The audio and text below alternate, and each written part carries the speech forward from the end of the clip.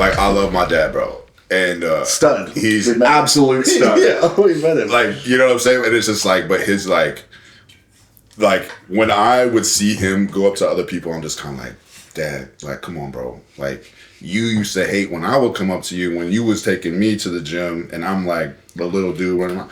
Hey, Dad, watch me. Dad, look at me. Dad, look at me. And he's just like, shut up, boy. I'm about to squat 800 pounds right now. I need to be focused, not having you jump around on the back with a toothpick in his mouth and some fucking smelling salts type shit. Like, you know what I mean?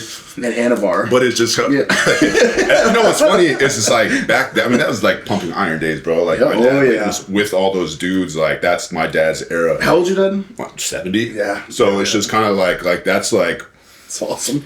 just the fact that they're going in there with like, I mean, they didn't have like all the, you know, like they're fucking slapping the shit out of each other. Like there's no Iron Maiden or fucking Metallica or anything like that playing in the 60s. Like they didn't have portable music. Like they're in there just fucking to themselves. Awesome. And it's just kind of like, bro, that shit right there, bro, lock it in like that.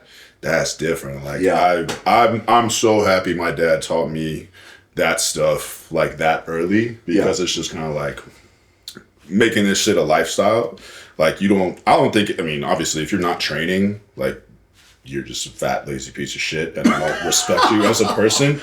I'm serious. Honestly, dude, you know, I'll be on camera and say that. I get behind that. I get behind that. Yeah. The bare minimum that you can do with your life is take care of the one body that you're getting. Bro, yes. Bare minimum. Yes. Like that's honestly, like, if you think about it, some of the most sought after people in the world were in the time were like gladiators. Yeah. Why? Because they were fucking badass. They did the part, looked the part, they were the part. You know what I'm saying? What did they look like?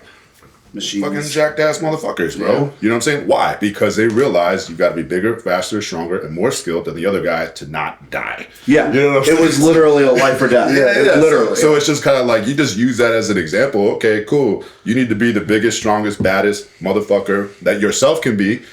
So then you might not die when it comes to some other kind of stuff. So that's always been like, okay, cool. And then like you think about it, like this is your body. Like if you got to take care of it so it can take care of you in the long run. That's why I was just kind of like, I think that's another reason why like people think I'm younger than what I am, just because it's like I've taken care of myself to a certain extent for so long. Yeah, for sure. And then like not having kids, you know what I mean? Like that's just kind of like, oh, okay, I can see it. Like some people was like, oh, bro, what are you, like 43? I'm 27.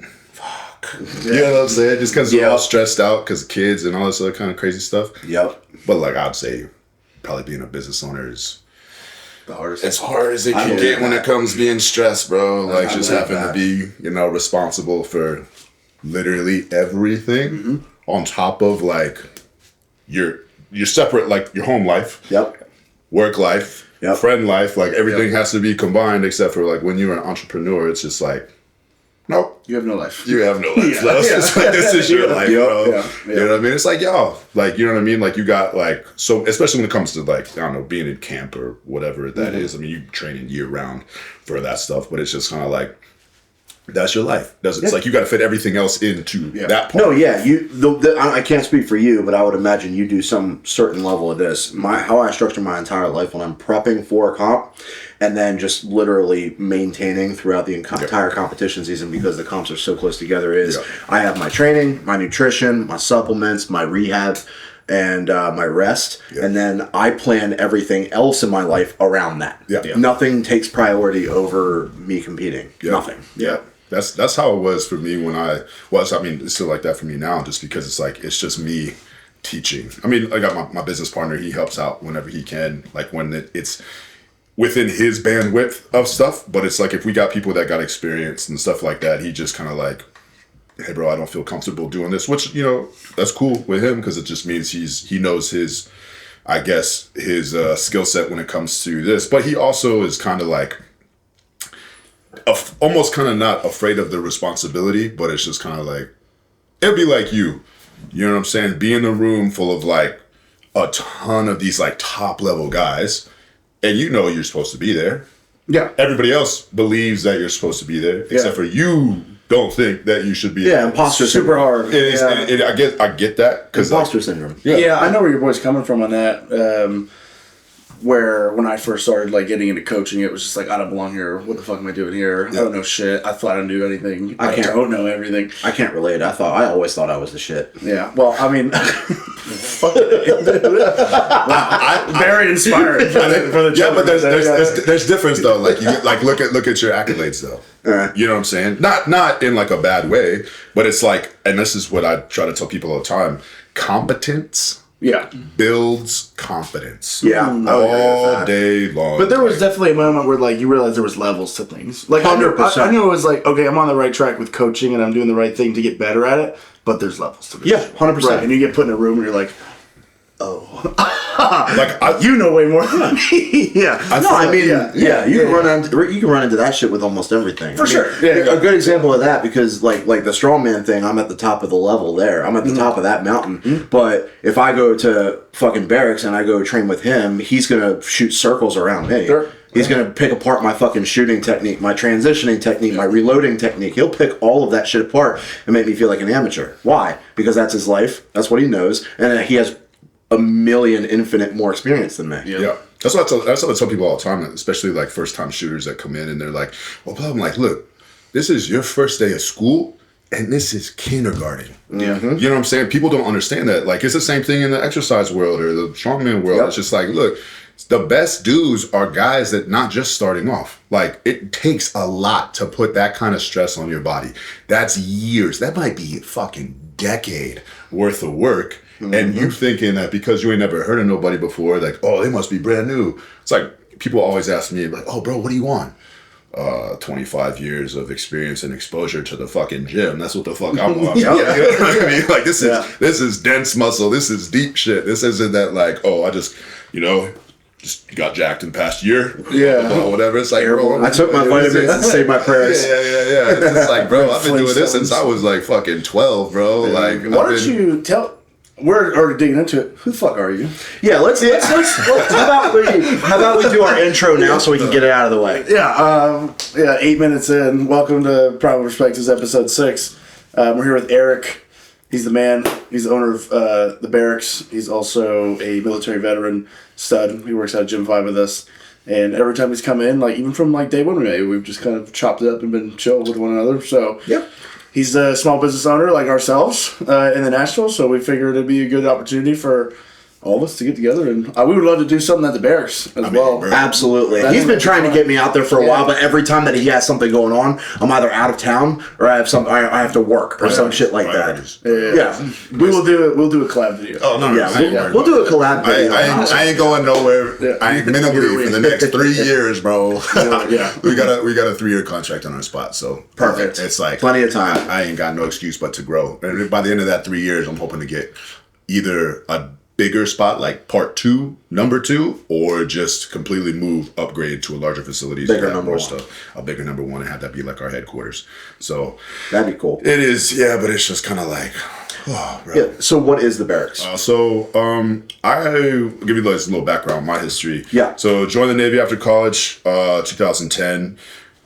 Joined as a electrician because I wanted to have something. You know what I mean? I went to college for law, did all that whole thing, was going to be a lawyer in the Marine Corps, and some stuff happened, life, and so I decided not to go to the Marine Corps, went back to school, and decided that I didn't want to be a lawyer anymore because I was like 25-year-old kid working at the district attorney's office, and all my friends were partying and having lives and everything after college, and I'm just like, I'm working 80-hour weeks, and I live in a 1-bedroom with a bed and some plastic drawers because that's all I can afford right now. You were banging those beds there, and so it was just like, and that's what I'm saying, bro. So it was like, I think I had more like suits for the court and like dress clothes than I had like anything else. So it was just kind of like, and I was still trying to figure out what I wanted to do and all this other stuff, and it's like, nah. And one day I was just like, you know what? I still want to join the military. I'm just going to go hop on the next thing running. So I went and talked to the Army. And then I was like, okay, cool. They wanted to wait like a year and a half for me to leave. And I was like, nah, bro, I'm trying to leave like yesterday, bro. So I was just kind of like just feeling some stuff out. And then I went over to the Navy. and got qualified for a bunch of stuff. And I was like, all right.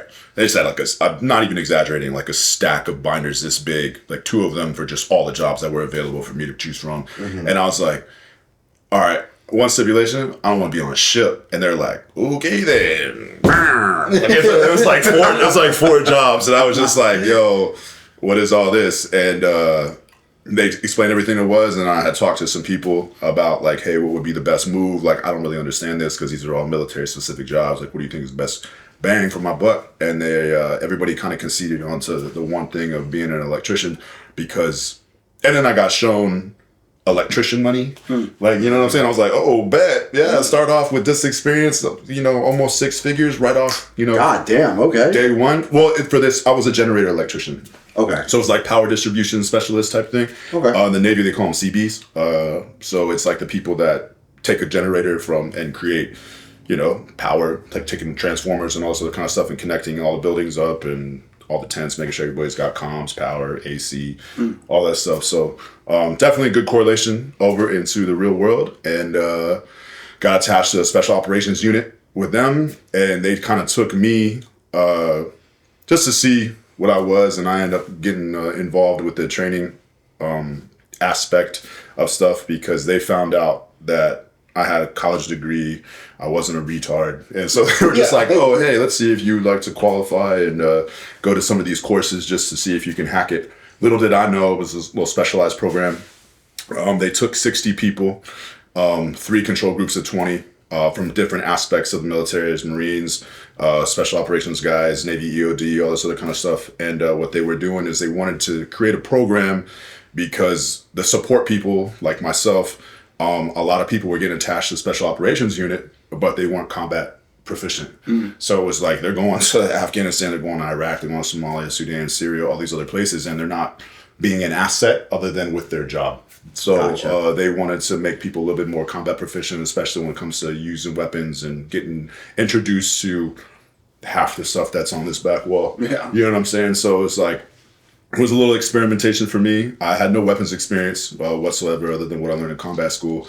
And everything I learned in that program, my control group, there was 3 control groups. There was 20 people that did full live fire. Half of the other 20 people did half simulation, half live fire. And the third group did all simulation. And what this was an experiment to see if the correlation from doing everything on the simulator correlates directly over to live fire. And they had guns that they just literally swapped over, turned them into compressed air that shoot lasers, essentially an airsoft gun, taking an M4 and turning it into a simulated airsoft gun, and you get to shoot infrared lasers on a screen. So going over all the courses of fire, learning all the correct mechanics and fundamentals, that's how I learned how to shoot. And out of the end of the 3 months course that we did, the highest scoring individuals was my control group. So I was just kind of like, they pretty much what it said is like, hey, you have unlimited ammo. You're still doing the correct fundamentals. You're still doing everything correctly. You're learning all the right ways from scratch, how to do everything. And you're becoming to implement a skill set. And you're not even really firing a gun as much as you could. So it's kind of like, if you know anything about weapons or shooting, it's like dry firing. Yeah. Dry firing, but you get instant results, but you're not going boom, boom, boom. So you're not wasting the ammo, because that's the biggest part of shooting. Our most expensive part of shooting is ammo costs. So it's just kind of like, bro, it used to be like, I mean, you remember, you've been shooting for a little while too. It's like, bro, I remember before COVID, like 9mm was like barely teens, bro. Then it jumped all the way up to $12.50 was a box of 50 rounds of 9mm the last time. Bro, you used to get, remember you could buy something like Walmart and like Bass Pro Shop and like Academy, but it's just like, bro, when they did all that, it's just like, oh, they took away all the ability to buy ammo. So it's just kind of like, and then they jacked the prices up. So it kind of deterred a lot of people. Yep. So in my head, I was just kind of like, all right, well, I learned how to shoot all like this. I was one of 6 people out of the 60 that passed the whole thing. And I was also the youngest, the least experienced, and the lowest ranking dude there. So my training officer was kind of like, you know what I'm saying? So win for me, because like they were implementing that program, and he was just like, look, this dude ain't no jack squat about diddly. And I turned him into this prodigy shooter. I don't call it that far, but then then that led me to the fast track of becoming an instructor. So that was just to see if I could hack the skill set part. So I learned all hard skill shooting. I became, in their mind, combat proficient.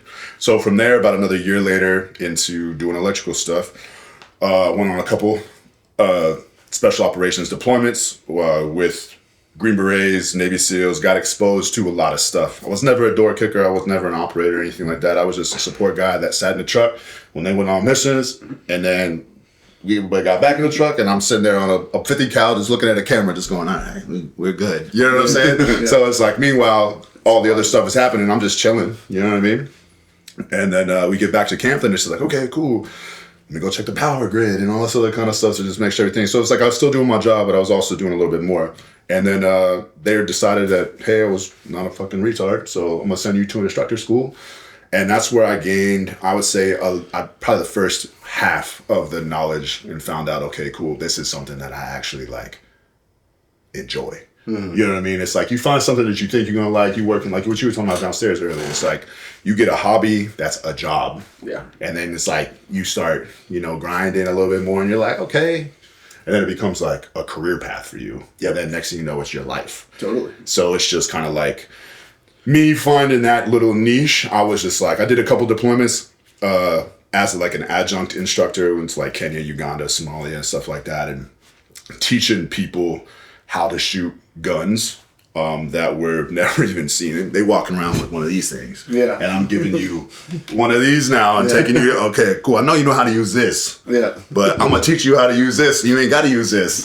So, I did that. And I got out in 2019, well, the end of 2019, and kind of just started teaching on the side. And then COVID happened. And I was just like, bro. In that first 6 months, I'd say first year, I didn't even really shoot because there was no place to do anything. Yeah. And I bought an airsoft gun off Amazon, and I started training shooting index cards and water balloons. Because water balloons only get about that big. So I would just blow them up and fucking staple them on like my back fence and just be out there just like...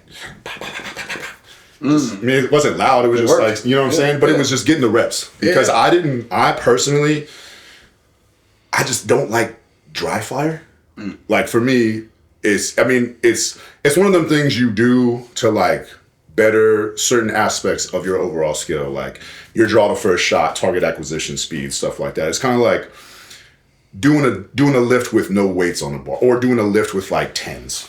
For y'all, it's like, what the fuck is this doing? Like what I've been doing with my deadlifts. Since you told me all that, it was just like trying to change your form, but like, bro, this is gay. Like this isn't. I'm not doing anything. I know I can bench 700. I was like bench 700 pounds. Why am I warming up with 45? Like that's good. Yeah. Like I don't even feel tension. So it's just like. I can imagine that's what you're going through right now with like injury recovery. Like I was just deadlifting 800 pounds. Why am I deadlifting 135 right now? Yeah, like it's doing, but because that's the work that you got to do. So it's just like for me, I understand to get better, there's certain aspects that you need to have embedded in you that are habitual. That's stuff that you do every day. And for me, I started getting more competent because I was seeking out my own classes. I saw the highest level guys that were getting all this training, and I'm like, they're not even good. Like, they're not, because they're not implementing. They had an ego. So I was just kind of like, for me, I wasn't getting taken seriously because I was in the aspect with guys that were, tier 1 operators that I was in class with. And I'm just kind of like, the only difference between me and you right now, and I'm just thinking this in my head, this is no disrespect to anybody, but it was just like, you should be better than me with this. Yeah. And you're not. You know what I'm saying? It'd be like you just blowing his ass out the water with every fucking lift. And it's just kind of like, and he's number one in the whole fucking world. And you're just like, why am I not number one in the whole world? You know what I'm saying? But it was never an ego thing for me. It was just like, it was more of a respect thing from other people. It's just like, bro, you see my skills. You think that was like them just being like complacent? No. I mean, bro. And this is facts for anybody across the board that's in special operations. This, about 10, 20% of your job, bro. Sure. You know what I'm saying? But everybody thinks that's Well, because 100% of the job. that's what's portrayed in like the media. Yeah. And like our culture nowadays is like you think military guys, a lot of especially a lot of younger guys are going to think Call of Duty. Yeah. Where it's just all action.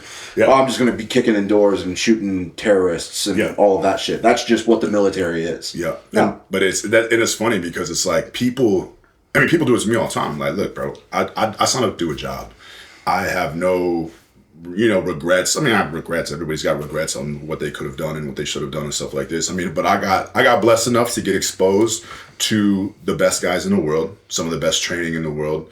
I wish I would have taken a little bit more advantage of it. Mm-hmm. But when I became an instructor, when I went to go re-enlist, all the stuff that happened to me on deployments, injuries and other things that happened, they were like, hey, we're doing your medical evaluation and there's this thing that's going on around now. Is if you get to a certain point of this, you can get out early with the same benefits as retiring after 20. And I was like, so my pay ain't gonna change if I stay in for another 5 years and make the next rank? And they're like, nope. And I was like, say less. Yeah, say less, you know what I'm saying? But that was me being stupid because it's like, I could have went to another school or did other stuff like this. And I was like, well, all right, I got a plan. I already got a job lined up. I'm good to go. And then when I got out, active duty, I became a cop for like 5 minutes.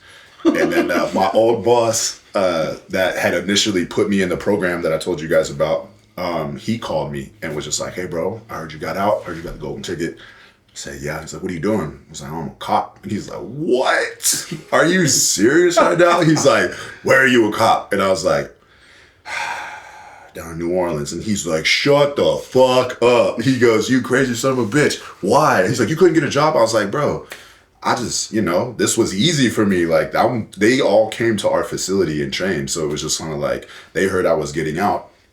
They were like, oh, bro, you should come work for us. And I was like, hell no, I ain't gonna be no cop, bro. You know what I'm saying? I was like, I want to get out and do drugs. Like, I don't want to be, whatever. It was like, I only smoked weed one time my whole life, and that was in college. And I never smoked a cigarette up until this point. And because I played basketball, so it was just kind of like, you know what I mean? It was, the thing. And I tried weed the first time, and I was just like, whatever. I didn't like the way it made me feel, so I never touched it ever again because I smoked some bullshit. You know what I mean? It's like, oh, hey, Mr. Crackhead, can I smoke your fucking weed too? Some fucking parsley. Oh, bro, probably. No, I don't know. It might have been some oregano, some parsley, some fucking LSD, and some marijuana. Yeah, something. But I was just, and I grew up in a Christian home and stuff like that. So it was just that niche of drugs were bad, and so becoming a cop was kind of an eye opener for me because you don't really think. Like, you think that because you have some skill, that's going to, like, relay over. Like, for me, I was a gun guy. So thinking, like, whatever, I'm just going to be a badass fucking cop. Shoot everybody, blah, blah. It's like, nah, bro. You're a customer fucking service. Yep. Number one. And I have a lot of respect for cops, but I also see, like, the stigma of being in uniform, not taking your job seriously, being complacent, and all this other kind of stuff. And I realized, like, I done the military, same thing. It was like, I thought, like, everybody was going to be like me. No. Not even remotely close. Mentality, we talked about this before. There's levels to everything.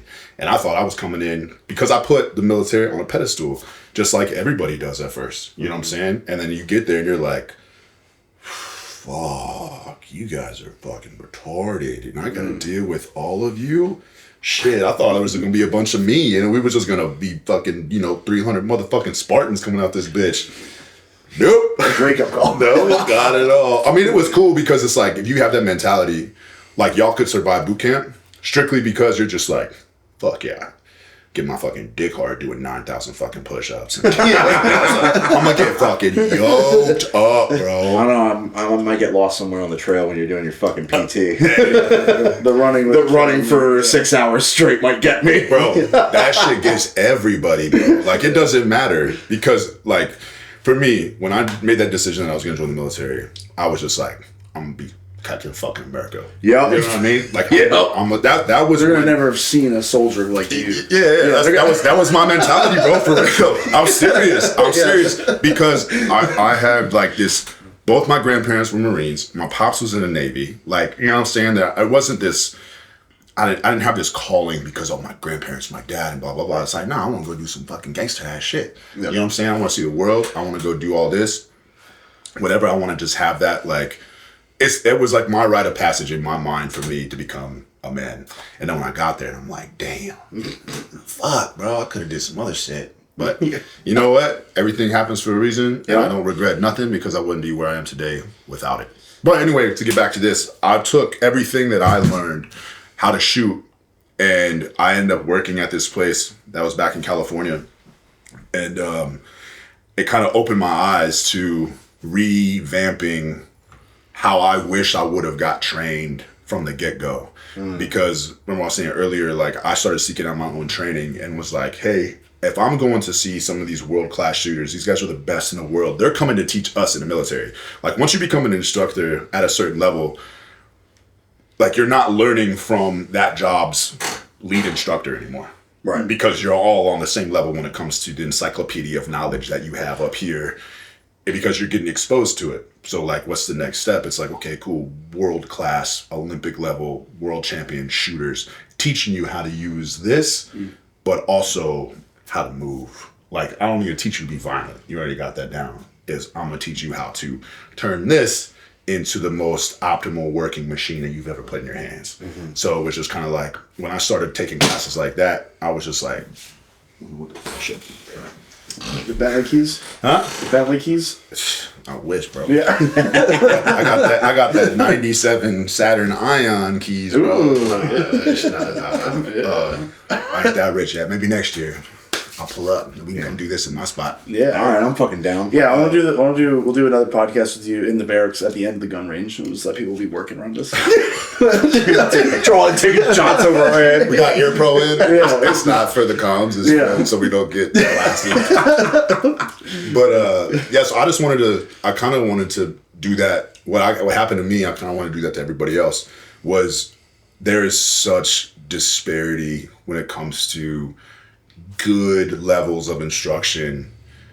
It's like so small in our community because the amount of people that are that good, that are respectable in a skill set, are either booed up with government contracts, you know what I'm saying, and teaching the guys at the highest level.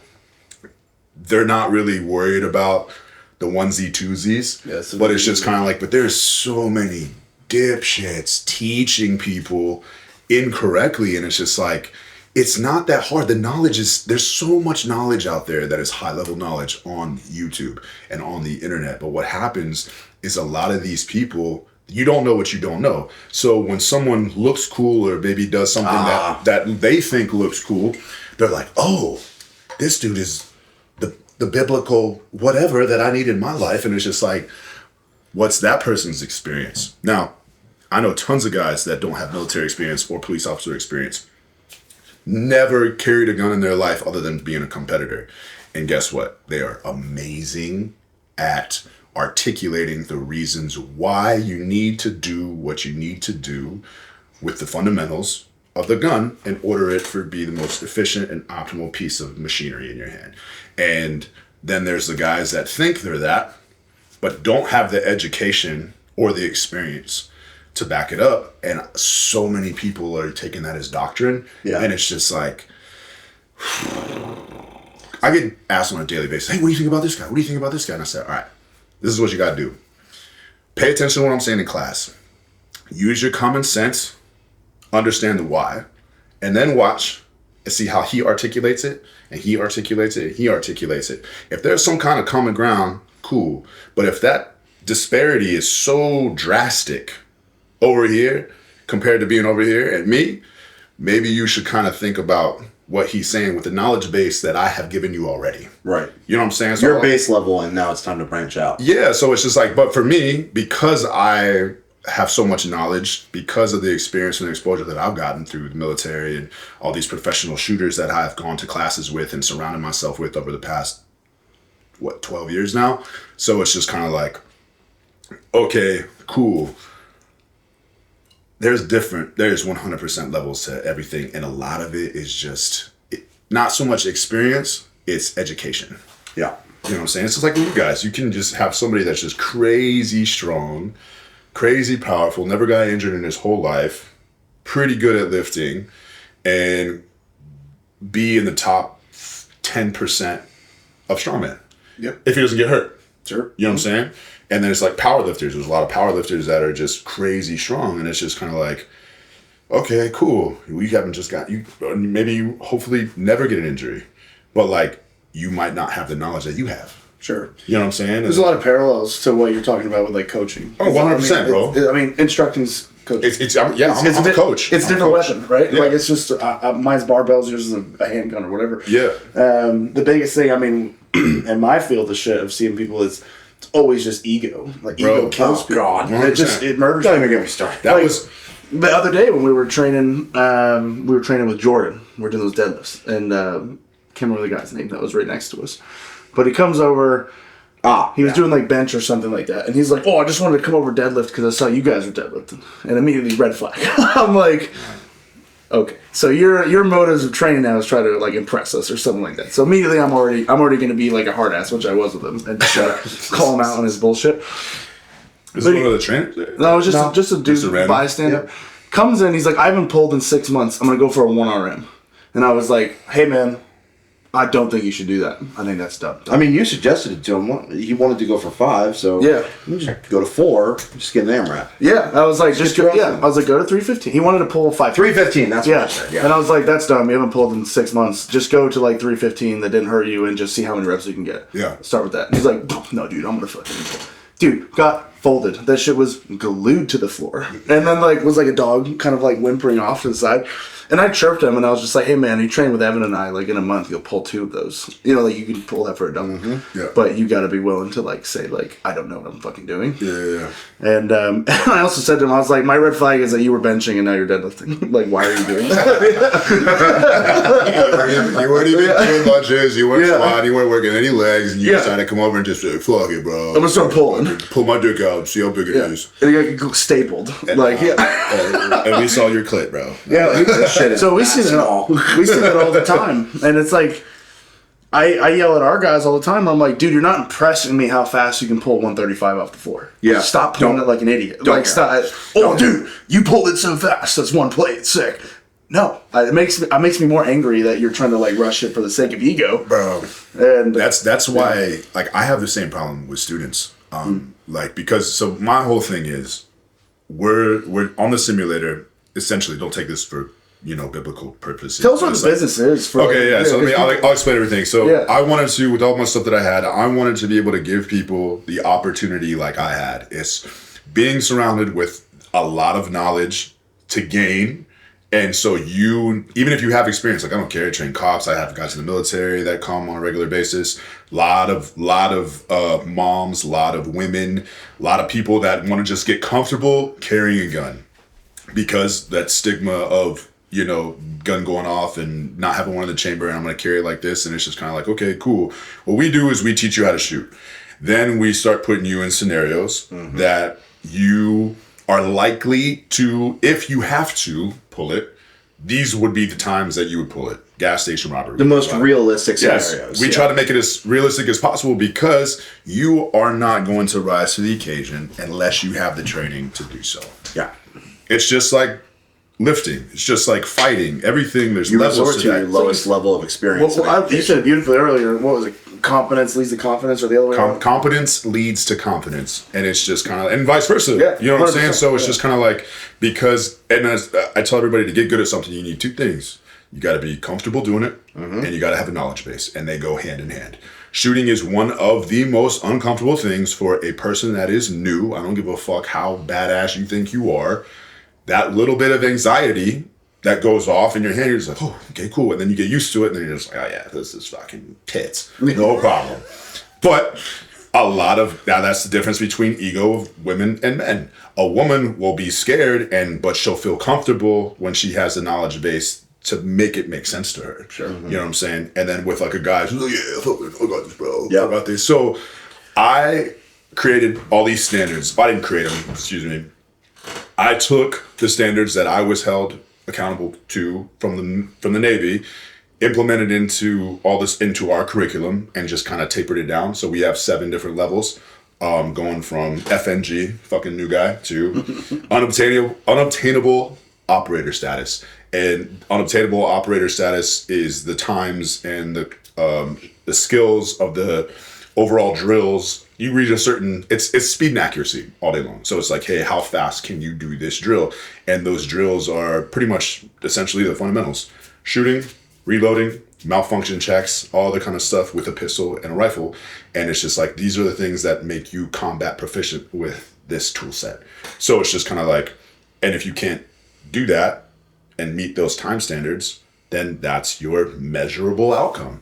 Performance on demand is a thing, especially if you're going to carry a gun. And it's just kind of like, you know what I'm saying? If I wanted everybody to have the exposure that I had in getting, hey, when you start getting shitty and things start getting shitty, chaotic, all this other kind of stuff, are you going to fall to your lowest level of practice skill? And if that lowest level of practice skills is nothing but flawless fucking victory, you know what I mean? Like, yeah, fucking hell yeah, you're gonna survive all day long. Sure. You know what I'm saying? So it's just kind of like, if you, and that's why dry fire is so important, because for us, I'm teaching you a skill.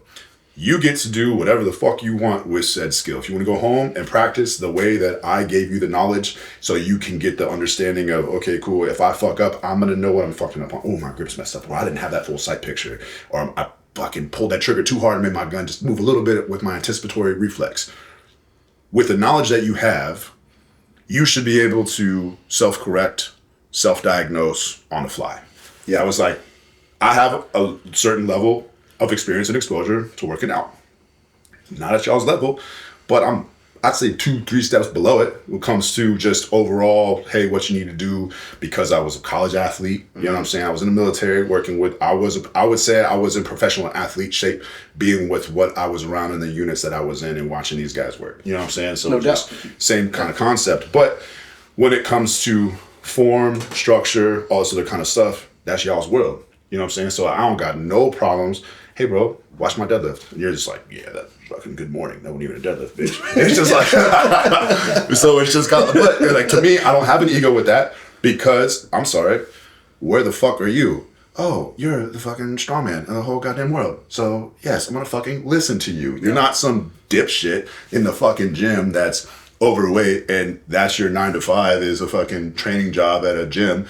I'm still gonna respect your knowledge, but if you're, it's like being, and I'm not trying to be an asshole, but it's like, Oh no, be an asshole. okay, Be an asshole. if you're fat and you're not strong, I have zero respect for you. I have zero respect for you. If I can fucking move more weight than you and you're a fucking trainer and you don't look like me, get the fuck out my face, bro. That's a problem. I'll put my stamp of approval on that. You know what I mean? I mean, we're always like, when I was brought up with coaching, it was always be a student, be a coach, and just like, even if you are a coach, being willing to like learn. Like, talking about ego. Always be a sponge, bro. Yeah. What do I lose listening to what this guy has to say? Now, if this person's just like, I want you to deadlift with straight legs, I'm gonna be like, okay, you're a dumbass. But like, I'm sure you do it all the time with the shooting, and you're seeing it now with the way I coach people, is actively looking for feedback. And I think that I think that coaches, and you probably see it with ego instructors, where they like negate what the person doing the thing is like feeling. Yep. Like, I'm always like, what did that feel like? Yep. Where did we feel like we're messing up? What's going on with it? It's valuable feedback. 100%. And for me to be like, I just know more than you. Yeah. So you must be fucking dumb. It's like, well, maybe it's their mechanics. Maybe it's something that I'm not looking at. Maybe they got a fucked up back, and that's the reason they can't get in a position, right? Yeah. But I won't know unless I ask them. If I just assume that it's like, you're just not listening, you're a dumbass. I'm going to push a lot of people away. Well, I mean, honestly, it's just, I feel like once you get to a certain level of just being able to articulate something correctly, that's where the levels start to differentiate. You know what I'm saying? It's just kind of like, oh, you can tell me that I need to fucking just, you know, get on your shins and just fucking stand up straight and just lift, bro. And I'll be like, I can't. And you just be like, well, it's because you're a fucking pussy. You know what I mean? It's just, you know what I'm saying? It's like, but it's just like, okay, cool. But then if you can be like, okay, cool. Perfect example of what you just said. Why can't you do that? oh, because my back's fused in 7 spots, or I just had hip surgery 6 months ago and I don't have that range of motion yet. And you'd be like, oh, fuck. Yeah. All right, well. You never know what people have going on. Exactly. Totally. Yeah. So it's just That's like. why you ask. Bingo. Yeah. And never assume. So it's just kind of like. Coaches fuck that up. Well, bro, it's just like, but I think it's because people just don't understand the why. Yeah. You know what I'm saying? It's just kind of like, imagine if you didn't understand the why you had to have the certain forms, and that's why you have a coach to hopefully give you the reasons why. Right. And if they can't, maybe you need to, hopefully you understand and you can figure it out together. But I feel like that's the biggest disparity in my field is the guys that don't know the why. The guys that are just like, perfect example. I learned how to grip and hold a pistol and to shoot fast from literally the world ranked #1 in multiple divisions with multiple guns, a couple different instructors. But at the bottom, the denominator was exactly the same, the way that you grip a gun. And I would say that realm is such a small percentage in the instruction community. And then you have the others, majority of it is like, yeah, so this hand needs to be loose. This hand, you need to squeeze the fuck out of the gun because this has to be isolated. The only way you can isolate this is by fucking using this hand and not this hand. It's just like, what? You know what I'm saying? But that's so prevalent out there. And it's just kind of like, okay, well, then you talk to some guy who's very physiological and anatomical with the way that you need to do stuff because he explains it.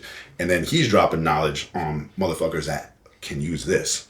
Yeah. That, you know what I'm saying? And it's just like, oh, you can articulate something to my IQ level, not the fucking retards. Yeah. That everyone's like, yeah, I don't carry a fucking gun, bro. I just want to shoot fast. Blah, blah, blah, blah, blah. It's just like. I can relate to that so much with the time that I spent being an RSO at the National Armory. Oh, yeah. Before it got taken over. I saw that on a daily basis. Like, I saw that a lot with guys bringing their girlfriends in, and because their boyfriends are the guy who is interested in the gun, and the girlfriend is just learning for the first time. She doesn't know shit, so she's just assuming that he knows what he's talking about. Yeah. And they would just have that ego and attitude of, I know what I'm talking about. I play Call of Duty. Yeah. I've seen it done. I know how to do this. Or the people who. And then you look at the target and it's fucking Swiss cheese. That shit, bro. It's terrible. But like, okay, cool. Most people, and I'm not trying to say disrespect to you, but it's just like, okay, what did you do to become an RSO? You took a fucking 8-hour class, probably online and maybe in person, from some dipshit that just there to read a fucking death by PowerPoint, pay attention, and okay, cool. Were you learning from guys that, you know, are at a very high level of being a range safety officer or a mid-tier level instructor that is just strictly teaching you the fundamentals, like not teaching you anything, it's just smooth.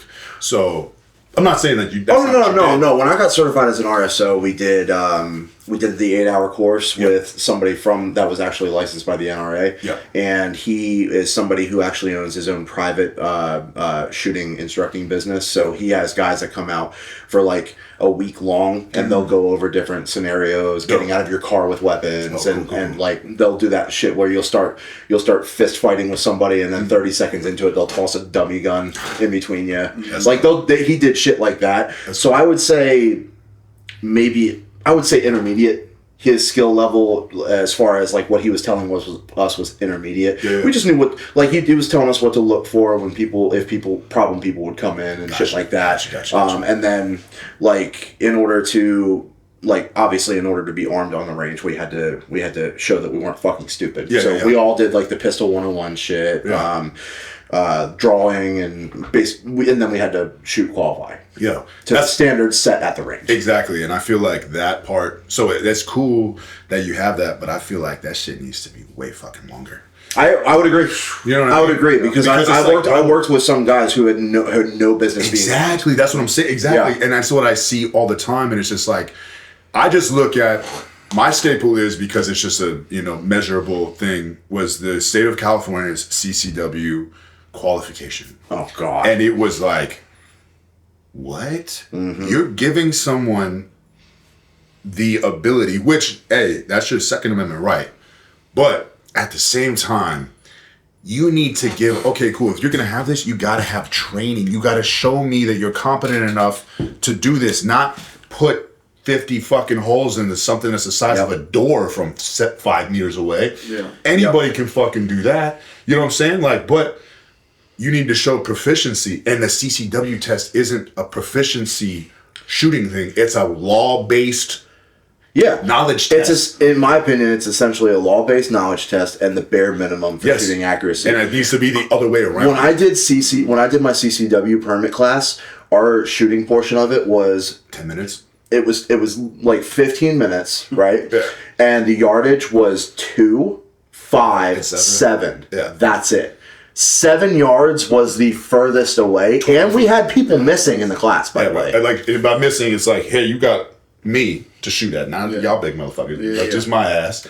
And it was like, just keep it shoulder down, shoulder to belly button. If you can't hit that, if you can get him somewhere in the X, which would be his torso, yes. We had to do that. I worked for Loomis for like a year, a little over a year, to do like arm guard stuff. Yeah. It was fun, but it was eye opening when we would go. We had to do like the handgun certification. Yeah, shit. because you have an expectation of what you think needs to be done, and then it's done, and you're just like, what the? There was dudes that I realized I do not want to be in the same truck as you. Seriously? Well, that's part of the reason why I love working with the guys that I do for arm guard. The arm guard and executive protection that I do now, I work with Fortis Fortuna. Okay. Mark Boyega, he's the owner of the company, ex-military, ex-instructor, all of that shit. Cool. Amazing dude, but it's his company, so he gets to choose the standards. Of course. And what I like about working with that company is that I can trust the people I work with because he has compared to a lot of tests out there, a shooting qualification, his tests are actually kind of fucking hard. Yeah. Because you have to draw from 20, you have to draw from 15 and 10, and then we'll go out to like Royal Range and Indoor Range. Yeah. And he'll have you do drawing drills and shit, and he'll send the target all the way fucking down just to see if you can hit the person from 50 yards away. Well, see, that's the thing too, because it's just like that's a measurable thing, and it's just kind of like, okay, I'm not doing this to show you that, oh, I'm fucking better than you. I'm doing this to show you are not as good as you think you are right now. That's it. And that's what I'm trying. That's why like the standards are so important. It was so funny because we didn't do a range day for the Barrax for like 2 months. And everyone's like, when are we going to go shoot live fire? When are we going to shoot live fire? I'm like, bro, you're not ready yet. You physically have not done anything positive to show me that you're ready to take it to that level. So it's just like, because you're so, if I do this, it's like some people are very goal oriented. So it's just kind of like, cool, if you can do this stipulation and this stipulation, that will be rewarded by going to the range and having fun. But I'm like, the range is fun, but the range isn't what you guys think. It's not just going and fucking off and doing all this. This is we're implementing the skill sets that you developed at the Barrax. And here's your standards. And the whole week before we went to the range, for everybody, a full week, I went over the standards. And that's all we did in class was the standards. It's like, okay, cool. My first warm-up drill. Hey, hit something. Oh crap, my bad. You're good. It's like this is your target. And you're gonna stand at the 5. You got 5 seconds to put 10 shots in this. That's your one. That's cold start. That's performance on demand all day long. Because are you gonna be like, get the dial your gun in a fucking gunfight? No, the fuck you're not. You doing that while you in the gunfight, bro. Yeah. Maybe. Hopefully. Yeah. You know what I'm saying? Hopefully it doesn't go that long. But like, okay, cool. And then that's first drill. Second drill, draw the first shot. A-zone. Can you do it in the 7 meters? Everything is from the 7. Mm-hmm. That's second drill. Third drill, same thing. Coming out the draw. First shot, reload. 1-on-1. Time standard for that. Third drill, bill drill. 6 shots as fast as possible. Blah, blah, blah, blah. See what your time are. But it's speed and accuracy. So it's like, wow, you just did a bill drill in 1.8 seconds. But that shit was 1, 2, 3, 4, 5. And that was luck. Shit luck. Because your gun is just doing fucking this. Right here. Just fucking loaded, bro? No. So it's just like, your gun's supposed to be going, pow, pow, pow, pow, pow. Not, blue, blue, blue, blue, blue, blue. And when they the Deagle was probably a poor choice for that example. I mean, I know people that can make this shit go like in this. It just stays like this the whole time because you got proper, grip management. So, but people, what ends up happening is they get this false sense of accomplishment because they're not doing, they think they're implementing something, but they're not. And then you go to the range and it's just like, You got a little bit of anxiety because now this thing has an explosion. You have the standards that you have to meet. It's like comp day. Yeah. Little competition jitters. Doesn't matter. You just fucking deadlifted 900 pounds for fucking 3 months straight.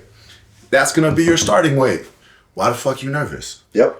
Because everybody in the world is watching me right now. And if I fuck this up, everybody's going to think I'm a fucking piece of shit. You know what I mean? I'm going to think I'm a piece of shit. My coach is thinking I'm a piece of shit. My girl thinks I'm a piece of shit. You know what I'm saying? So it's just kind of like, there's that part of it. But then it's just like, look, you've been doing this. So being able to manage recoil. And they don't do it. And it's just like, okay, not a big deal. Don't worry about it. Go slow. Well, I want to go fast. Why do you want to go fast? Because it looks cool. Feels cool. I feel better about myself when it goes fast. Okay, well, look what happens when you go fast. You fuck shit up in not a good way. Yeah. You know what I'm saying? So it's like, slow down. Because they get, you know, oh, he just fucking did really good. So, and it's like, bitch, he's been shooting for 6 months. You've been shooting for 6 days. Pump the brakes, bro. Yeah, but they don't do that. And it's like, okay. But then when it's just me and them, super fucking chill. And it's just kind of like, bro, I need you to chill. So it's like when I'm like, just this is your lane right here. Fuck both of this shit over here. You and me right here. And it's just like when that happens, everybody's chill. You know what I'm saying? But then now it's time to, it's like, and it's just like, fuck, dude. But it's like, okay, cool. When we start doing competitions at the Barrax, having fun, but there's some girls in there that can burn it down because they're humble. They listen. They understand. Like I get this one chick, she's in law school. Her and her sister come, and she's just a fucking savage, bro. Like she wanted to come in because her dog, she had a King Corso. He died. So she doesn't feel safe where she lives. She walks and she runs. She's like, I want to get a gun because I want to feel safe. And I was like, okay, got you. She's like, but I've never shot a gun before. And I was like, that's all right, cool. After the first 2 weeks, I was just like, you are my favorite student. Because she's sitting there talking to herself while she's like, fuck, grip was messed up. And I was like, what are you doing? She's like, my grip was messed up. My trigger finger fucked up. And I was just like, listening to her explain to me what she thought, what she was doing wrong in her head. I'm just like, yes. Who does that sound like? The force is strong Jordan? with you. Sounds like Jordan, doesn't it? It's refreshing to get. No, it is 100%. It's nice. Yeah. It's like, you fucking get it. Nice job. Yeah. You know what I'm saying? It's just like, and then you're just like, I am fucking good at this shit. You know what I mean? It's just like, it's like positive for me. Don't you wish that for me, have someone like Jordan. Jordan's like the most spongy guy we have. He's God, yeah. He's asking questions. He's not questioning. He's asking questions. Yeah. Big difference. He wants to know the why, and I am like, I love explaining the why. So I'm like, yes, let me tell you about all the science and bullshit that's going on. Yeah, same. Why this is happening. But comparatively to some of the other guys we have, they don't ask those questions, and I encourage them every session. I'm like, fucking ask something. Like you should want to ask me a question. We're having a question. Like we're fucking tools. We're here to make you better. Right. And I don't know what you're thinking, so you've got to fucking tell me. And Jordan has by far had the most results out of it. Yep. Yeah. He's just constantly trying to learn. Because he gets it and it clicks. And I wish that the guys that are training right next to him could be like, do the same. Like the wire would click and they'd be like, what's he doing differently? It's like, dude, he's just fucking being in the moment and listening and absorbing and applying and trying things and going out of his element. And like, look at what he's doing. He's just fucking crazy jumps and numbers in these past 2 months. Yeah. It's like, you can do that too. Like, he's a fucking human being. Like, it's not rocket science. Yeah. It's your ego. Bro, like I can't. I learned a lot about myself in between 2020 and 2023. It was just for me as like a dude, like getting to the point to where it's just like, all right, I have a little bit of an ego. Why do I have an ego? And it was just kind of like, it wasn't an ego. It was more of a perception that I let people build up about me instead of just being humble, not in a bad way. Like, yeah, fucking suck my dick. Yeah, I know. Right, fucking yeah. It was just like, no. Like, you don't need to do that. Like, I'm just a fucking dude that has been doing a job for the past 12 years. I would hope that I'm pretty fucking good at it. You know what I'm saying? Like, it's like, Right. there's no reason for you to, oh, you were in the military? You were a cop? You were a cop? Oh, you're a weapons instructor? You're so badass. You kill people? And it's just like, no one needs that, but there's so much of that out there. Oh my God. And it's just kind of like, I want to say something, and I want to say this because I feel like I have a right to say it because I used to be this person. Oh, yeah. Okay? So, before I started working at the rate, and for context, like, I have the utmost support for anybody, past, present, or future, that serves. Yeah, all of that. Yeah. 100%. I back the blue. I back the green. Yep. 100%. Yep.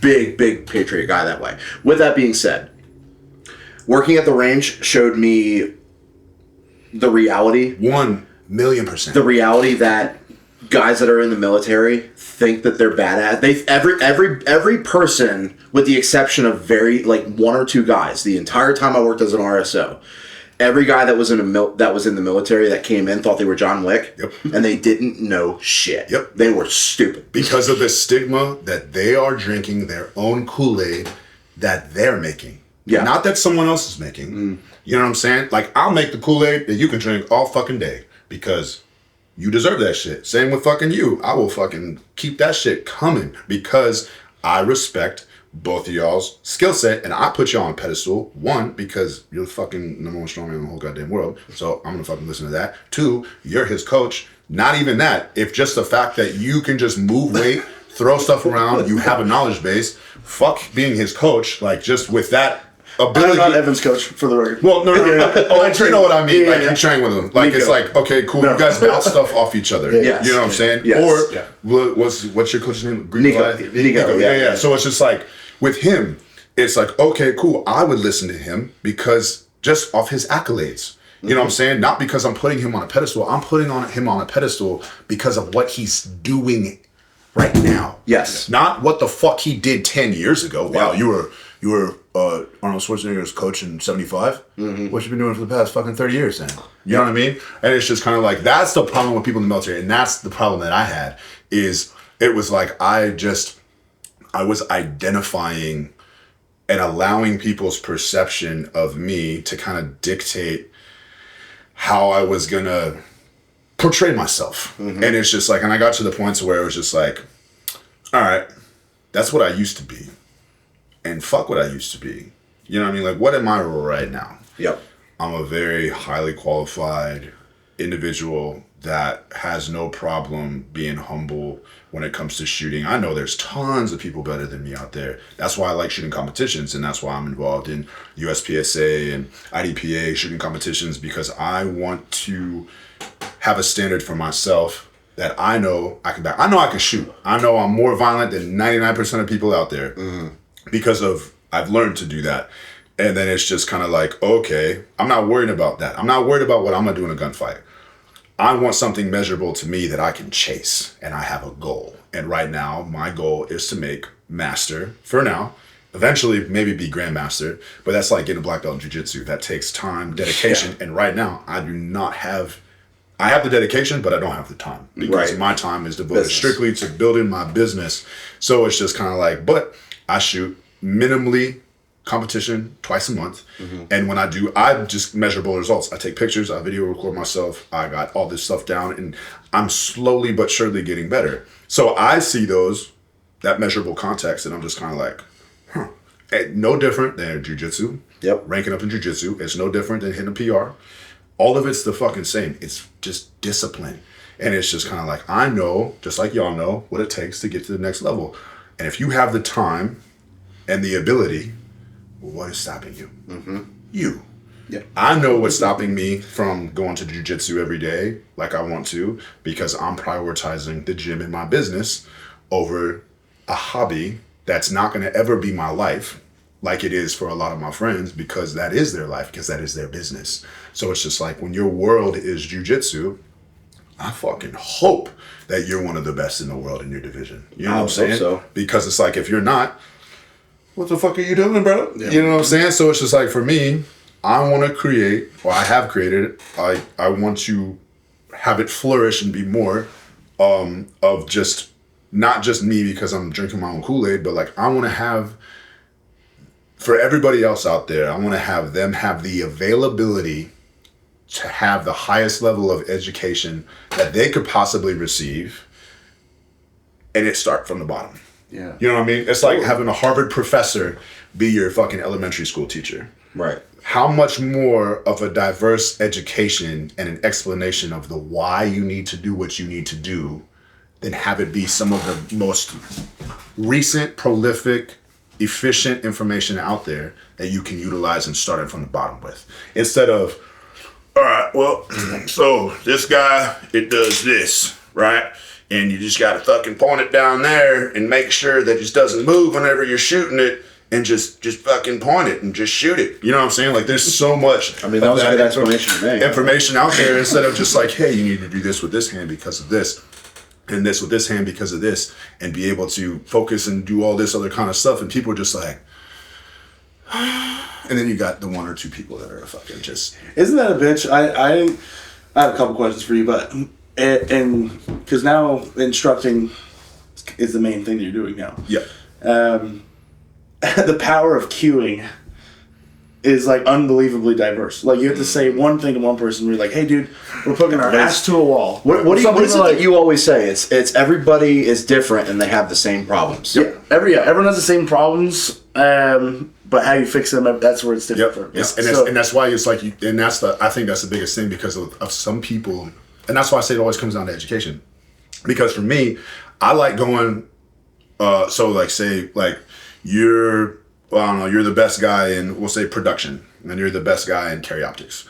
And it's just kind of like, okay, cool, I'm coming to your class, and I'm coming to your class. Y'all both do the same thing, teach the same way, except for one thing I pull from you, I pull something different from you. Mm-hmm. But that's because I'm educated enough to know the different correlation between the two things. And now I'm going to take my common sense and the education that I've gotten to analyze what you got and what you got, and be like, out of all this, I'm going to pull that, and I'm going to pull this and this. Yeah. And that's it. And it's just like, but the only reason I'm doing that is because now I have more fuel for the starting that fire over there, because this motherfucker's been cold as fuck for the past 3 months because he's denser than a fucking sack of marbles. You know what I'm saying? And this person picked it up very quickly because they don't have an ego and they listen to everything that I say, and they're just a sponge. So it's like, for me, I learned very early that when I was teaching, you know, somebody in Kenya or Uganda or Somalia or Nigeria or,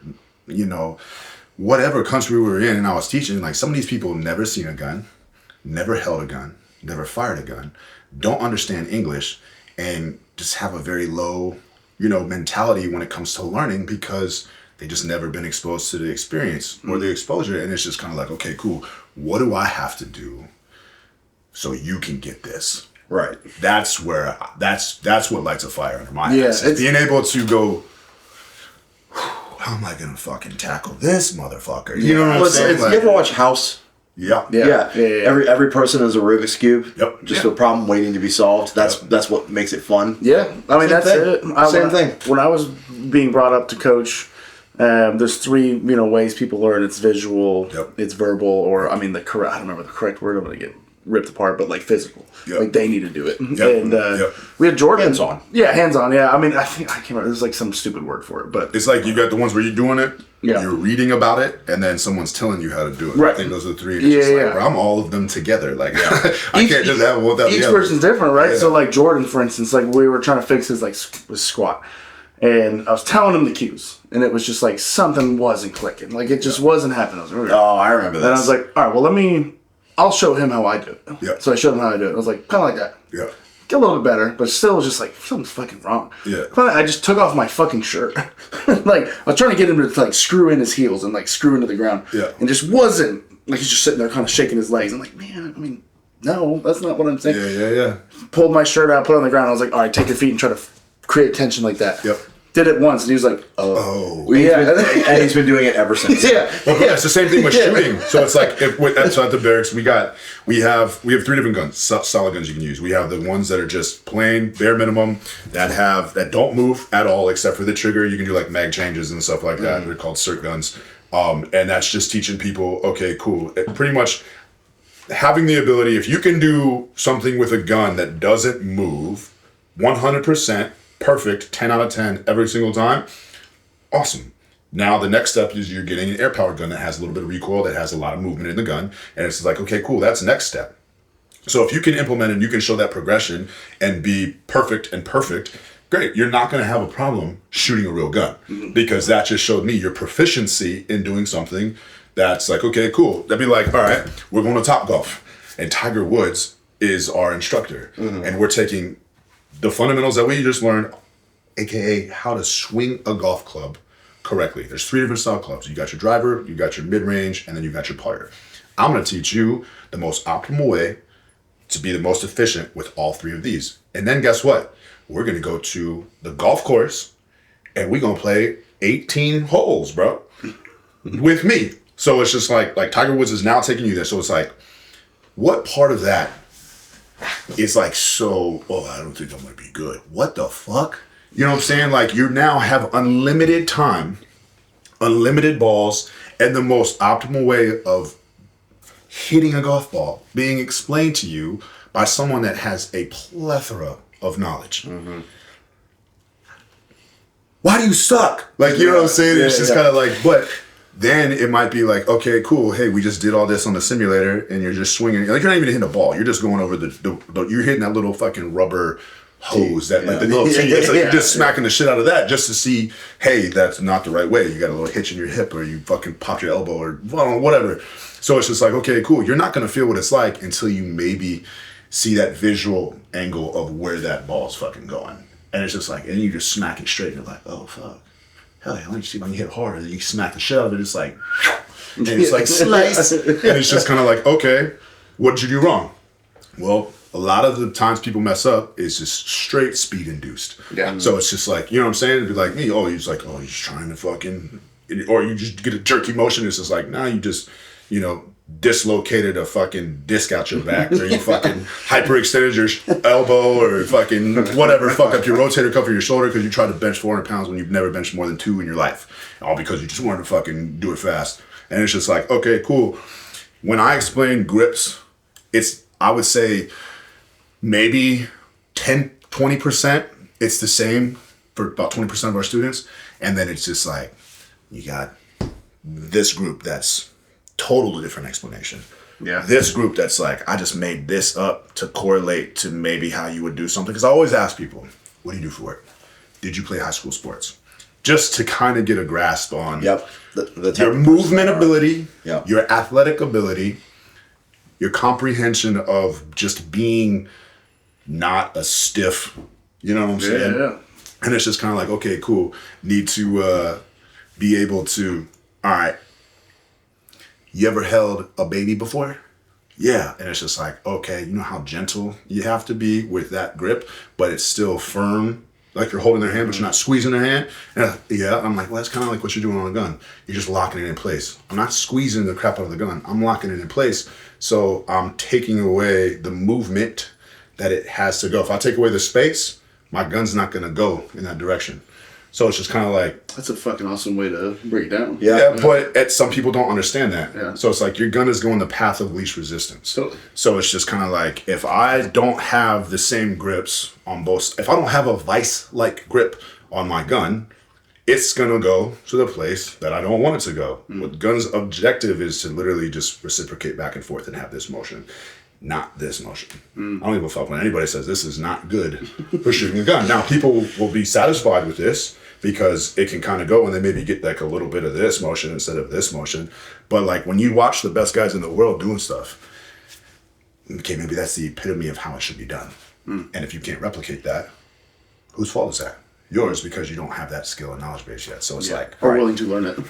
That part too. Yeah. So it's just kind of like, that's where I feel like, I think it's just coaching across the board. Like what you said, it's like everybody has to have their why. Totally. And if they don't, they're not going to progress until they do. I refuse to coach people that I'm like, do you know why? Like, why do you want to do this? Yeah. If they have no like drive, it's like, dude, what am I going to give you? Yeah, go to Plant you can't give somebody motivation. Like go to Plant Fitness. And I tell people, I'm like, dude, motivation is temporary. Discipline's what's fucking. Discipline is I'm coaching forever, 100%. Yeah. Okay. Yep, all day long. Like one of my favorite things is like, have y'all heard that Khabib discipline quote? Probably, but it was just came. It is. I mean, it's been like kind of all over Instagram algorithms probably for the past like 3 or 4 months because he just explains everything, and he was the most gangster. Oh, bro, he's like, it's just like a 2-minute clip of just him saying, "Discipline is this," and you're just. Is that when he rips apart like all the guys standing on? No. Here, let's fucking pull this shit up, bro.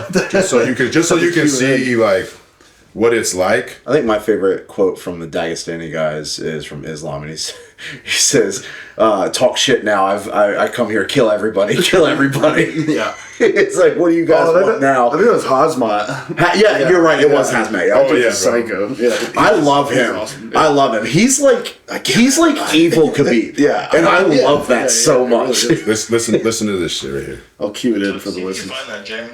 Listen to this. Every man addicted to something. Some smoke, some drink, some chase girls, some waste time. But a real man, he addicted to discipline.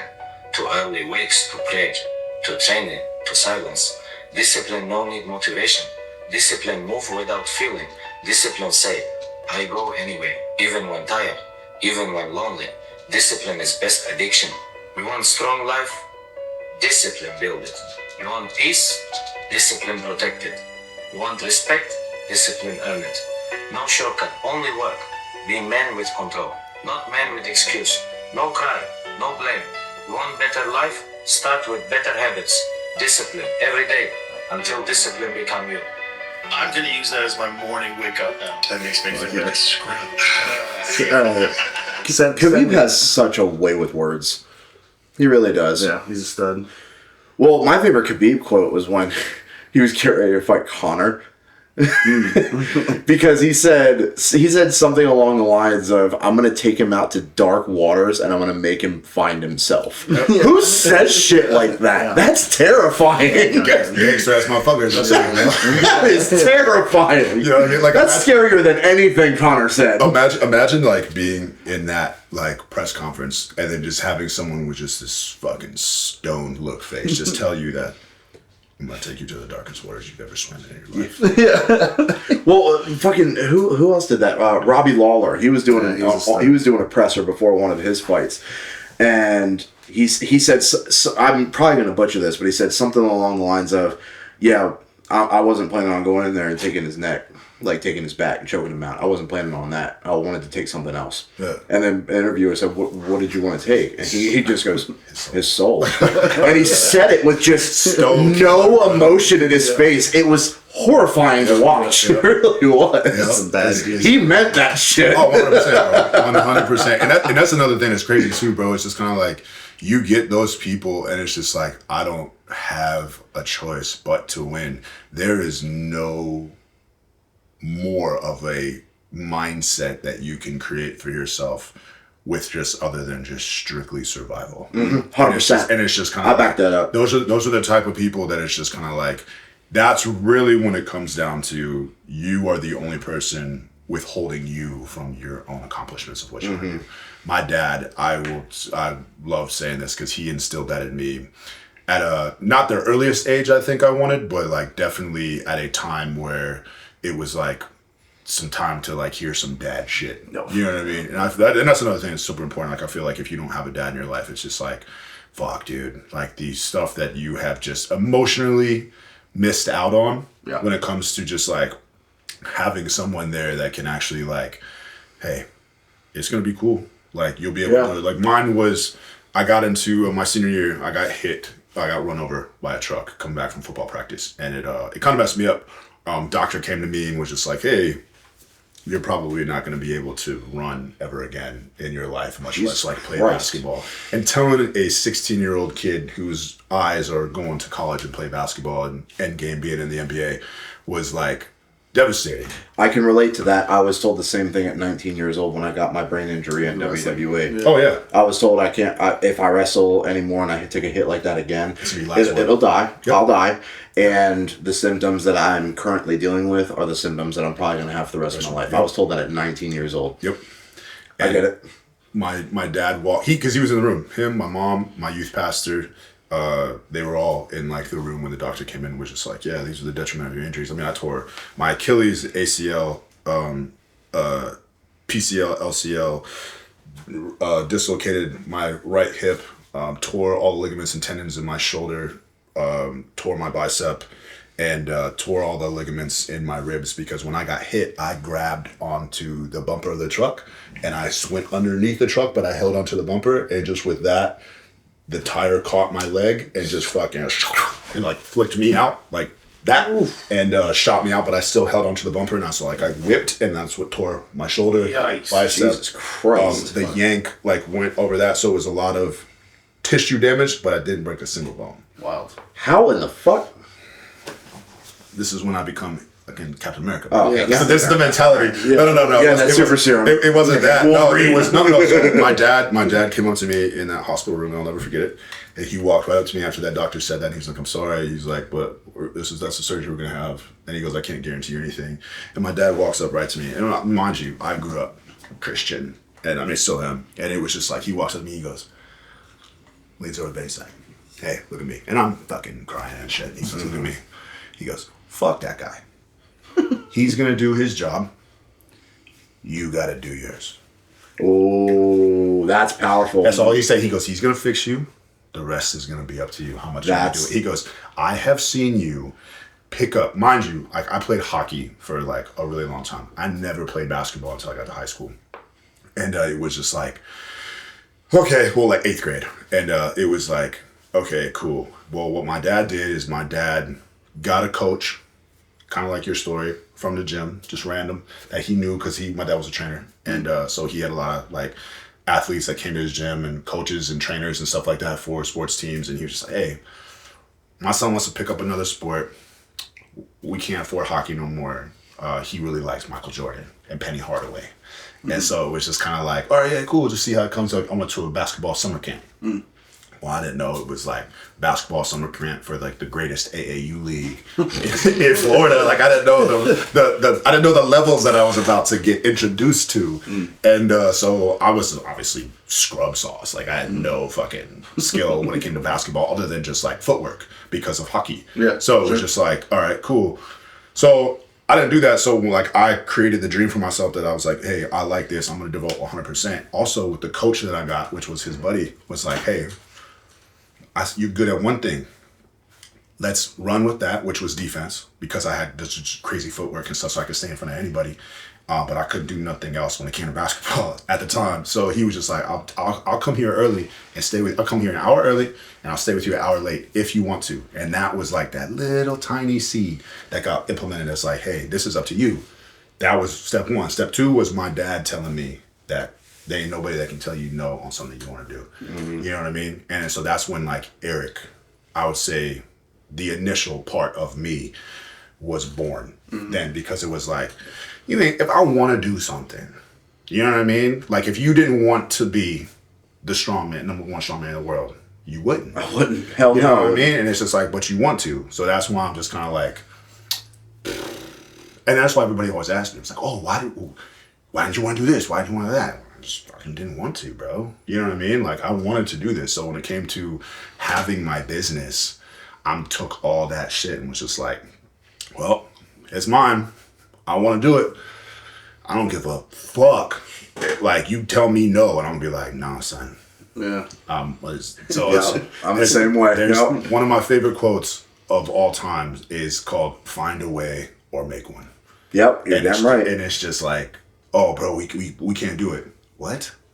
That's not true. I don't think there's anything. Yeah, exactly. It's like I don't even want to be around that mindset. It's just like that mindset will bring you down. It's cancerous. Well, it's that, but there's also like, okay, there's the realistic expectations. Sure. Okay, cool. Yeah. As a 40-year-old male, even though I'm in shape, if I make the decision that I want to fucking dethrone this guy,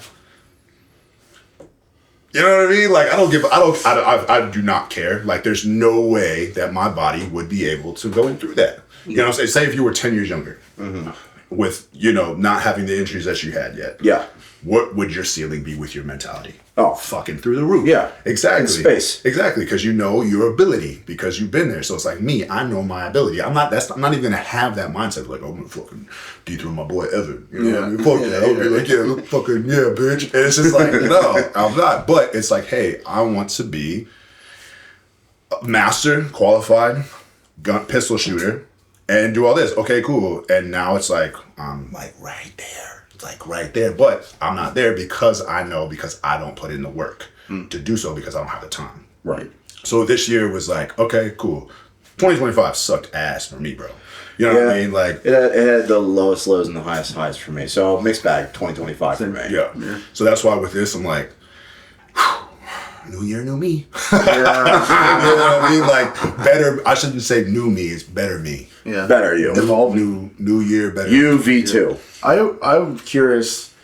Maybe you are, maybe you aren't. With like, so I'm sure with like knowledge of like shooting and being an instructor, I'm sure that there's people that you like listen to. I'm sure, or like you still learn from. Oh yeah, 100%. Yeah, they're all like competition. Like they're all some of the like monsters. I'm sure. Yeah, just savages. Yeah. Like just being able to just. It's crazy. Yeah. What? So now that you're which I've been in before I did for like 3 years of being like a small business owner and trying to grow something from negative amount of attention into making it something. Yeah. Who are you looking towards to now? Do you have any people specifically that you listen to help you with the business side of things and being a business owner and like what that looks like generating like leads or something like that and like that side of things because that's a whole different animal. Oh yeah. That to me like that's so hard. I've got to the point to where it's just like I kind of pick different stuff like we were talking about earlier. Like I'm trying to be as big of a sponge as possible with the knowledge that I have already. Mm-hmm. So it's like a lot of the knowledge that I have already has come from some of people in very high level experience that have ran it at a very high level. Yeah. And it's just like, and a lot of the stuff that I'm coming to find out now, it's very basic information. I would say the fundamentals. You know what I'm saying? Yeah. And it's just like, it's with everything. People overthink that. And they're just like trying to do all this extra crazy stuff. And it's just like, it's easier to get distracted than it is to just take this and grind a little bit. And understand of the ramifications that if you don't do it, it doesn't matter how much money you have, it's still not going to work. Right. The processes are off. It doesn't matter. I think people spend too much time in the business side of things looking at a grease board. And they spend too much time trying to prep it. It's like, dude, you got to go out there and fucking do something. You just got to do it. You can talk shop all you want. Yep. But until you put your head to the grindstone and you go, it looked really good on the whiteboard, but this is not working. For me, it's been like, and I'll be 100% honest. It's just like, okay, cool. What we have a service, and it's because we're new and everything else. So it's like, okay, cool. We don't have a problem with interest.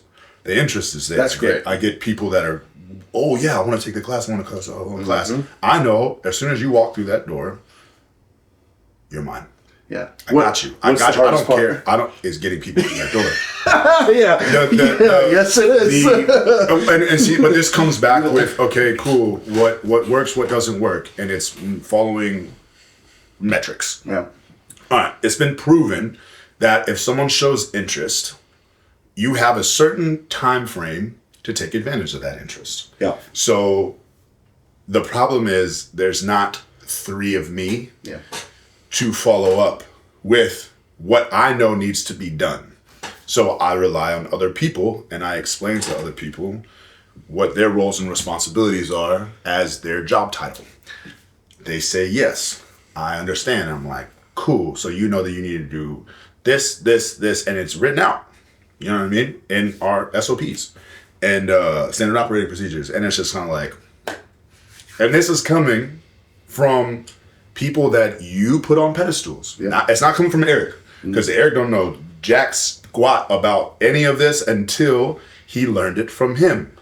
And so now it's not just Eric telling you, and we need to follow these standard operating procedures. It's also this person who you put in high regard and put on a pedestal as well. So what do we need why to do? isn't it being done? You know what I'm saying? Well, you know, and I know that you know, and he knows that you know, and she knows that you know, so why aren't you doing it? Yeah. So it's like... It's a short-sighted world. Yes. Everyone's like, there's no instant gratification. Why am I doing this after 5 minutes? Oh, that's just the world that we live in. Yeah. And that was the hardest thing we dealt with. But it's to the point to where it's like, but you see what happens when we do it correctly.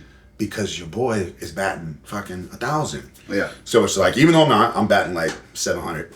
But that's still good. Yeah, because it's like if you walk through that That's door, take your word for it. I don't know baseball lingo. 7 out of 10. He's hitting 7 out of 10. Yeah, so it's like the 10 people that come in, I'm signing up 7 of them. That's still fucking good. That's good. I know, but the problem is it's not consistent because the other people aren't doing their job. Yep. The other people aren't getting the people in through here. So it's like, okay, cool. I don't have the time to get other people in here, so I have to rely on you being able to do this. And Man, dude, it sucks. Getting sales juices flowing. It sucks because it's like I know exactly. So did I. Like that was part of my job in my undergrad in college. Was like I worked at LA Fitness because I made the decision I was going to join the military. So I'm gonna work in a gym because now I get a free membership. And my buddy that was there, one of the head trainers, he used to play for the Jets, and he played middle linebacker. So he was fucking he taught me completely natural outside of my bro. He was completely natural. I fucking hate people in the NFL. They'll call it natural. It's like, dude, shut up. Yeah, I've run into so many fucking like current and past NFL players. Oh, fuck, they're not natural. Fuck out of here. I mean, you're 280 running 4.2. Yeah, you're not natural. You've never taken Winstrol, have you? Yeah. But it's just kind of like having that. So it's like, okay, cool. I understand what needs to be done. Someone shows interest. We have Facebook and Instagram ads. And so you can be like, yeah, at the end of the ad, it's like, sign up today for your free class. Someone's like, ooh, boop, sign up today. I get a notification. Everybody gets a notification. And then a person's job is to take that notification and contact that person and schedule that class. Do they call them or text them? So what should they You're supposed to get in contact with them. So preferably a call. Yeah. But contact. So if I holler at you and I'm gonna leave a message and I'm gonna notate in there, left a message. Boom. So that automatically goes to the line that says, hey, give this person a contact, call back because you have not contacted them. I'm getting fucking PTSD listening. Well, exactly. You know the process is, and then it's just like, what company do you? What's your CRM? We use Zen Planner. Okay. Yeah. So Zen Planner is just like mainly used like with gyms and we use Gym Launch. So like Alex Ramosi. Yeah. So so the gym, we were looking at just a bunch of different ones. So some stuff, because it's gun related, will not allow to happen. Like we can't send automations to people because bro, it sucks dick because even though it's a legal thing. Yeah. Really? I didn't know that. It sucks because it's gun related. That does suck. And it's promoting violence. Bro, trust me. It's so gay. It is so gay. So what we had to do is we got a Google number. So now we got like Google Chat, which is like a number. So every time we get, like, we use that to fucking text our students and prospects and stuff like that to come through. And it's just like, okay, cool. But like the excuse is like, oh, hey, did you call these? Yeah, I didn't get a hold of anybody. Okay. Did you leave a message? Yeah. Okay. Did you text them? Why? Why not? You're a foreign number. Yeah. Calling someone with a foreign area code. Yep. I screen those calls. Do I listen to voicemails? No, I'll read them motherfuckers because I got voicemail text. You know what I'm saying? Like, so it's like I could be like, oh, hey, like active. Like while they're leaving the message, I'd be like, hi, this is so-and-so from the loan department. I see you requested a $175,000 business loan. Would you like to take off on? I'm like, I never requested $175,000. That's fucking delete. You know what I mean? So it's just like, and that's because it's a foreign number. So it's like people don't have that. So it's just like, okay, cool. Maybe you need to call them 2 or 3 times in a row. But then again, you're at work. Do you pick your phone up at work? Not necessarily. So it's just kind of like you have to understand that is. And a lot of these inquiries are like between 8 and 10 a.m. in the morning. AKA when people are either on their way to work or drop their kids off at school and they're at home scrolling Instagram or scrolling Facebook. You got to turn that shit into a fucking, like all the leads that we have generated, it's a crazy amount. The amount of leads that we turn into actual people walking through the door is like 10%. Yeah. And that sucks ass because of the motivation behind the person that's supposed to get them through the door doesn't have it. Yeah, for Evan, because I know this, we're talking about Chinese over here. Like, this is probably all like, I have no idea what we're talking about. But at least for like gym numbers, I don't know what it is for your world, but you would say you get 100 people that were interested in the weight room. Okay. You'd call all 100. 60% of them would not answer the phone or respond to you. 40% of them would answer to you or respond to a text or something like that. 20 of them would be like, okay, I'll hear you out. The other 20 click, not listen to you. You'd put 20 on a schedule. 10 of them would show up. 4 of them show up. Right. 10 of them are like, yes, I'm coming in. 3 of them actually show up. Yeah. And then you have to like, well, What's your goal? Yeah, right. You Like, gotta cater to that. I'm 7 out of 10 hitting people that show up. I've only got 1. Is this 7 or is this a 3? Yep. Then you're just like, so at least when I was doing sales, dude, we were ripping over 100 calls a day. And that's, in between training sessions. But see, the part is, it's like, that they're not understanding is it's like, you can't just call them once. It's volume. And it's like, well, but I emailed them.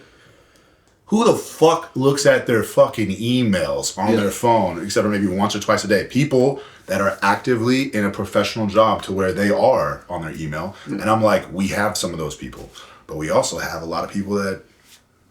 What's your demographic? What's your market? Yeah. And that's the problem is it's such a disparity in the demographic. And it's just like, that comes down to a price point. What did I say to you on the downstairs when we were doing our little like team meeting? Was like, would you bug them until they say they say fuck you, stop calling me. I'm fucking ringing. And that is what I'm trying to instill into the person whose job is to do that. Yeah, it's just kind of like, you want me to come in there? I'll fucking whip. I mean, bro, I'll dude, I had 2 people making 100 calls a day.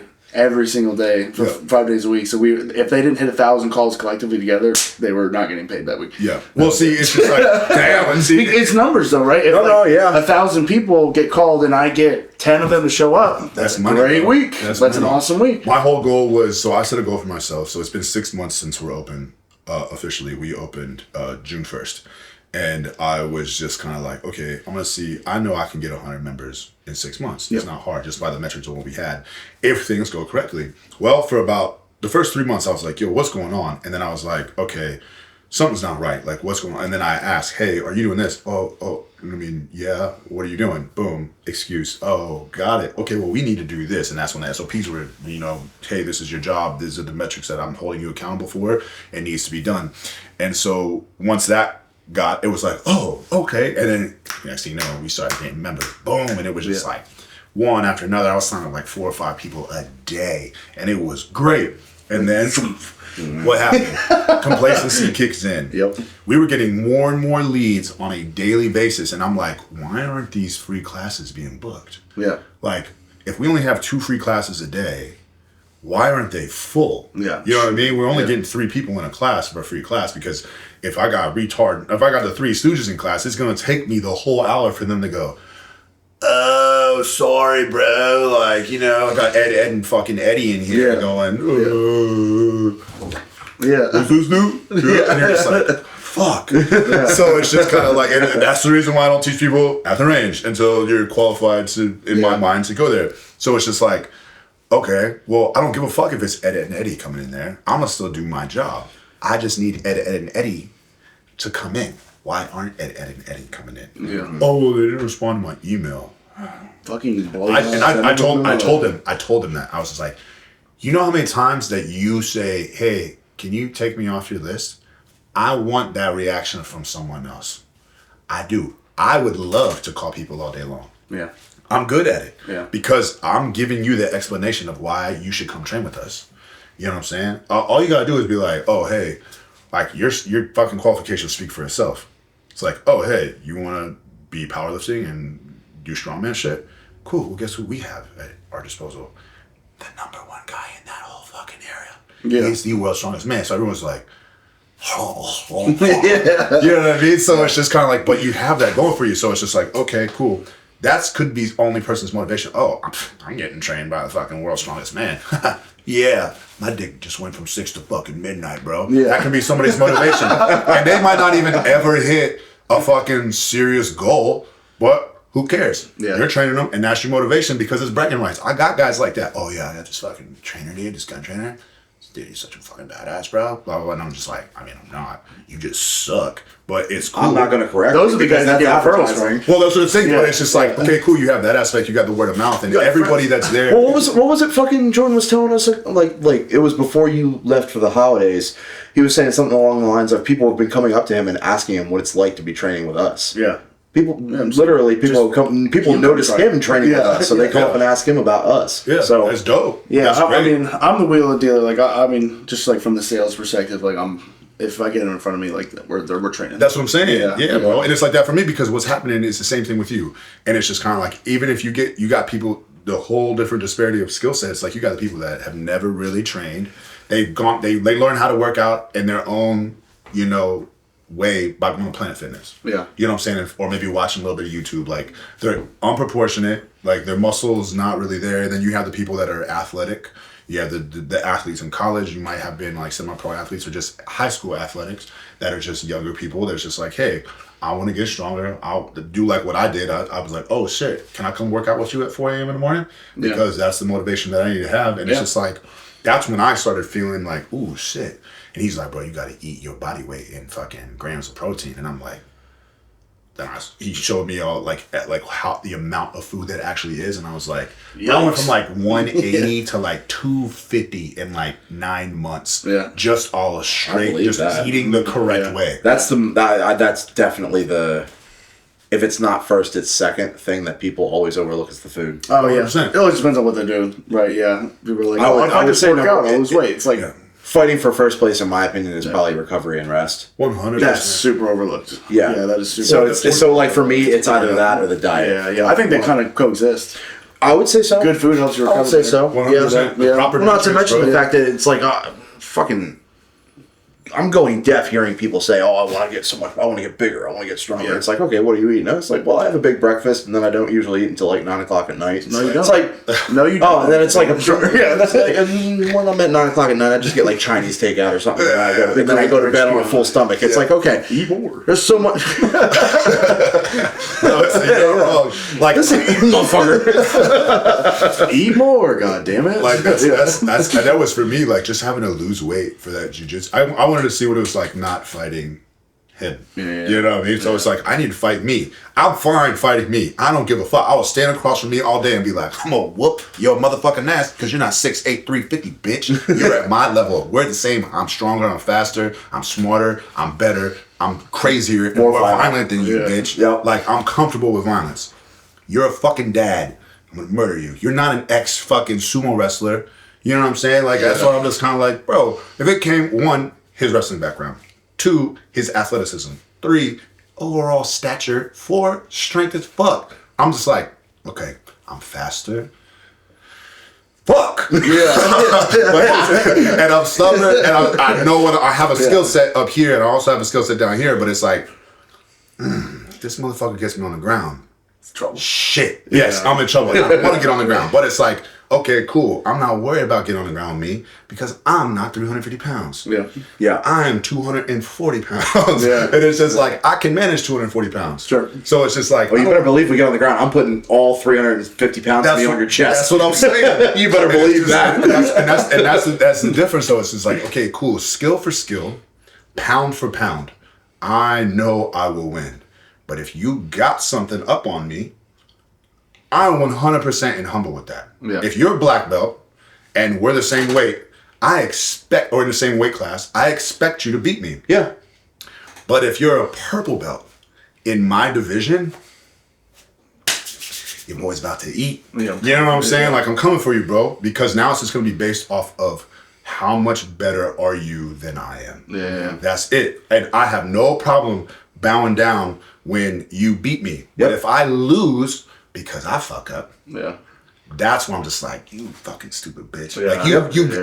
Like I'll see you in fucking 6 months. Yeah, I mean that's why I got out of team sports. I hated team sports. I hated team sports. You know what I hated? I hated going out for like football or basketball or some shit like that, and one of my teammates would fuck up, but that would make all of us losers. Yeah, I hated that. You know what I liked? I liked being a wrestler, and I was on a wrestling team. All of our points, wins, and losses from one meet all got added together, and that would determine which side won. Of course, that's how it works. Yeah. But I liked going out there, beating the shit out of somebody, getting the points for myself and my team, knowing that I did my job. I went out there and I kicked the shit out of that person. The rest of you guys can go out and fucking lose, but I did my job. In my mind, I won. Yeah. So that's fine. I was always fine with like the people. Well, you get beat. It just happens. The game. You will get beat at some point. And there's always bigger fish. I always just hated when people like there was an excuse behind it. It's like, no, dude, you just got fucking flatlined. Yeah. Like it happens, man. Just own it. You got beat. Yeah. And they're just like, no, dude, like, and that's why I think, honestly, that's one thing that I really appreciate about any combat sport. Yep. Is just, especially because it's just like, it's measurable variables. Yep. Are you good. It's violent chess. Hey, guess what? Yeah. You were a boxer. Cool. You got golden gloves. Dope. You ever been fucking kicked in the fucking thigh?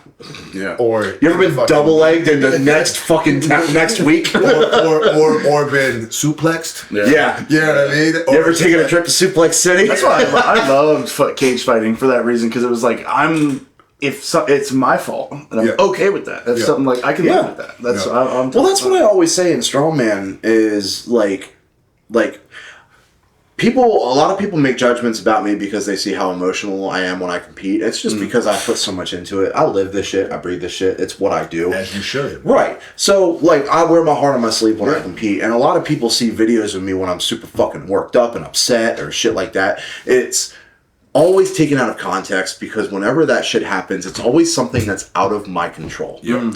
If I am 100% healthy, I'm going up against somebody else who's 100% healthy, and they beat me. No bullshit with the referee. I didn't get fucking hurt. None of that shit. They just straight up beat me. It's going to suck, but I will swallow that pill. I did my best, and it wasn't good enough. I'll shake the person who beat me's hand. I'll tell him, you were better than me today. I'm going to go back home, and I'm going to get back to work. That's how I've always fucking been. It's one of my biggest... It's one of my biggest annoyances is that people, he's so immature and so. It's like, no, because I feel like I got fucking cheated. The ref screwed me over, which has happened more than once, and I can document that shit. The most recent one that hurts. It's not the most recent one, but it's the one that hurts the most. Was World's Strongest Man this past year. I tore my bicep on the first implement of the first event. When I tell you that I genuinely felt like it was going to be my first World's Strongest Man win, I believed that with my whole fucking soul, dude. I believed that with my whole soul. No disrespect to the winner of this year, Rain O'Neill. 100% earned it, deserved it. He was the best guy on the fucking weekend. He was. Never taking that away from him. I'll never take it away from the podium, the finalists, nothing. Everybody earns their fucking spot in the final, on the podium, and the winner. 100%. With all of that being said, there's nothing that anybody can convince me otherwise that if I had been healthy the entire competition, I would have won that show. Hell yeah. I would have won that show. I would be World's Strongest Man. I feel like that's the difference between you coming to terms with the reality of the situation and then you just making an excuse. Well, because again, if it's a straight up fair 100%, you just beat me because you were better on the day, I don't have a problem with that. The only problem I'm going to have with is myself, because now I'm going to take that shit back home, and whatever I lapped on, I'm going to hammer the fuck out of that in training. But the reason why I was so emotional at World's Strongest Man is why it hurt so much is because I felt like it was going to be my first fucking world title, of course. But what hurt the most is that I didn't underperform. I felt like the opportunity to win was taken from me. I didn't lose, it was taken from me. And that's the part that hurts the fucking most. That's the part that hurts the most. You know what? And this is kind of like how I look at things, just because I've been in so much just dog shit fucking situations that it was meant to happen like that. Because, so you can say, if I were to win this, and I say this shit all the time, because I look at it and be like, because I had football scholarships, or not like actual, like, we really want you to come here. It was just like I had opportunities to go to college and play football.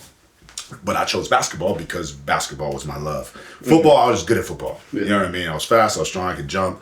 I was always underestimated because I'm fucking not dark enough. So it was just like, I was in Florida, bro. I was a prime fucking athlete. Like, we built different down there. I don't give a fuck. Like, we were the #1 school in the nation for like 3 years straight. And it was like, but we also, I played high school football with Chris Johnson, like Tennessee Titans football. Like, me and him were, I chased that motherfucker around. That's why I was so good. It's like Rocky chasing a chicken. You know what I'm saying? Like, Chris Johnson's, boop, boop, boop, boop, boop. He was just unbelievable, and we just had freak athletes. I played defense against those guys. So that's another reason why I was just good. And playing against the best kids in the country. And it's just like, okay, there's that experience. So, but I chose basketball. Everything that I did, I played water polo, I played volleyball, I played soccer, I played football. Everything to me was to get better at basketball. Football was so I could handle myself because I was a point guard. I was undersized, height-wise. I was me, but 5'6". You know what I'm saying? So I'm like, I don't give a fuck. If you're Shaq, I'm gonna fucking I'm gonna be down there banging with you, bro, and I'm gonna get my buckets. Like, I don't give a fuck because I know what my body's capabilities are. Volleyball was for me to work on my jumping ability. Yep. You know what I'm saying? Swimming was for me to work on my cardio. I never got tired, bro. Never got tired because I ran, I swam, I did all of it. So it was just kind of like that to me was to get better at this. You find your motivation and what you want to do and everything happens for a reason. I'm like, I wonder if I would have fucking went to the NFL.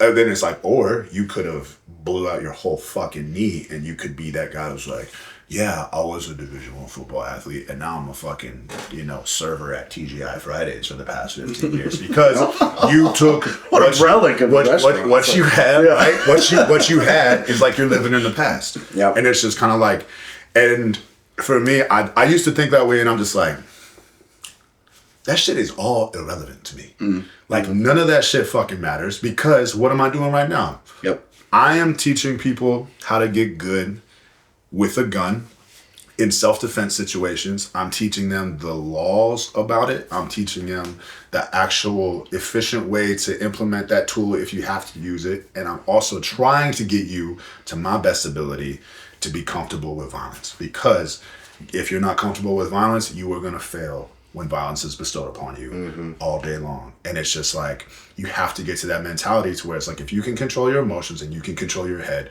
you can dictate that outcome at a higher variable than what you would if you weren't comfortable with violence. You know what I'm saying? And that's the difference. And that's why I take from jiu-jitsu because it's like, okay, cool. I grew up scrapping. My dad taught me how to fight. But my dad taught me how to fight a little bit different than, my dad taught me like, all right, I'm going to dismember you and I'm going to walk away. And if you get up, that's your fault. Yep. You know what I'm saying? But I'm going to teach you the ways to get a motherfucker off of you. Like my first fight literally was something my dad taught me. He's like, if they get close and they get in your face, you just fucking headbutt the shit out of them. Oh, hell yeah. You can only headbutt them. Like, and he taught me how to headbutt people. And then he also taught me how to fucking catch somebody in the fucking throat. And it's just like, because you do it hard enough, it's not going to collapse it. But that just, shit, I'll flick you on your neck. Yeah. You know what I mean? And it's just like, that's all the reaction that you need. And then someone's just like, whoa, fuck. Like, I'm rethinking this situation. So it's just kind of like, okay, cool. So that's what I used to do, bro. Like, I didn't give a fuck. I'm not going to sit there but I knew my dad took me to a boxing gym at an early age, so I knew how to box. And it was just kind of like, okay, cool, but I'm not going to sit there and try to throw hands with you because I don't know your skill.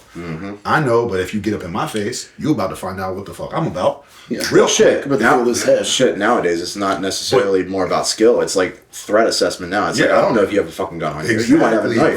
Bro, I might kick the living shit out of you, and then your ego won't be able to fucking handle that, so you're going to go to your car and grab your fucking shotgun and put a hole in my chest. And now I'm going to get killed because you couldn't take the ass beating that I gave you. And that's the problem why I just like, you know what I'm saying? I tell people this shit all the time. Best option you can do is fucking get the fuck out of the situation. Yep. And that's what we do with our scenario-based stuff. And it was so funny because it's like, all right, we had like everybody show up for scenario day. Well, not everybody, a decent amount of people show up for scenario day. And everybody's mind was just blown. And it was a lot of it was just, hey, you're walking out from the gas station to your car. Let's see what happens. And just by having someone distract, you know what I mean? Having someone be distracted and them just like focus on you. Meanwhile, he's fucking coming from behind, hopping in my fucking car and taking off with it, or putting a gun in my back. And then that person's like, oh, I got a gun in my back. Here's my wallet. And it's just like, bang, you're dead. But like, what the fuck did you just do that for? It's just like, but people have this false sense of like, they're fucking it's like this fantasy fucking world that that if they do this because they watch too many movies. Well, that's exactly what it is. I know it's super cliche to say it, but people watch so many movies, TV shows, and shit like that, especially with like action movies and shit with a lot of violence in it. Yeah. And first of all of that shit is fantasy. It's a movie for a fucking reason. Yeah. Take it with a grain of fucking salt, please, for the love of fucking God. You can't. Every time a movie says based on a true story, take it with a grain of fucking salt. Yeah. Jesus Christ. Yeah, but it's also the point to where it's like, it's also perception is reality. And if you don't know. Know. Now, and I'll just take this, from just walking into a gym. Like when I met Adam was the first person I met at Gym 5. He was coming out of the room. I got there like 2:00 in the afternoon, just moved out here for this. And I was like, all right, I just moved to East Nashville. And I was like, all right, I gotta find a gym, bro. And so I started looking around. I had a couple that were close, like True Fit is like right here on the corner, like them. And then I was like, and I was like, wow, that's a nice big gym. I walked in and I was like, oh, about face, see you later. I turned around. It was just like, because of the what I was told about it, straight validity. And I was just like, shit. You know what I mean? I was just like, damn, they weren't exaggerated, but all right. So I looked up another one, and then it was I think the YMCA, Washington YMCA, and fucking turned right around. Walked into what's the other gym? It's like right up the street from the gym. Anytime Fitness. Yes. I walked into Anytime Fitness because Anytime Fitness back in Cali was nice. Yeah. You know what I'm saying? So I was just kind of like, it wasn't like the nicest, but it was enough. It was up there with like LA Fitness and 24. So I was just like, walked in, fucking just like you walking through the double door. I looked inside the motherfucker and I'm like, nah. All right. So then I came across Gym 5. And I walked right in. I just looked and I was like, all right. And I walked in, just walked into the front room, looked upstairs, did a little peek around the corner, and I was like,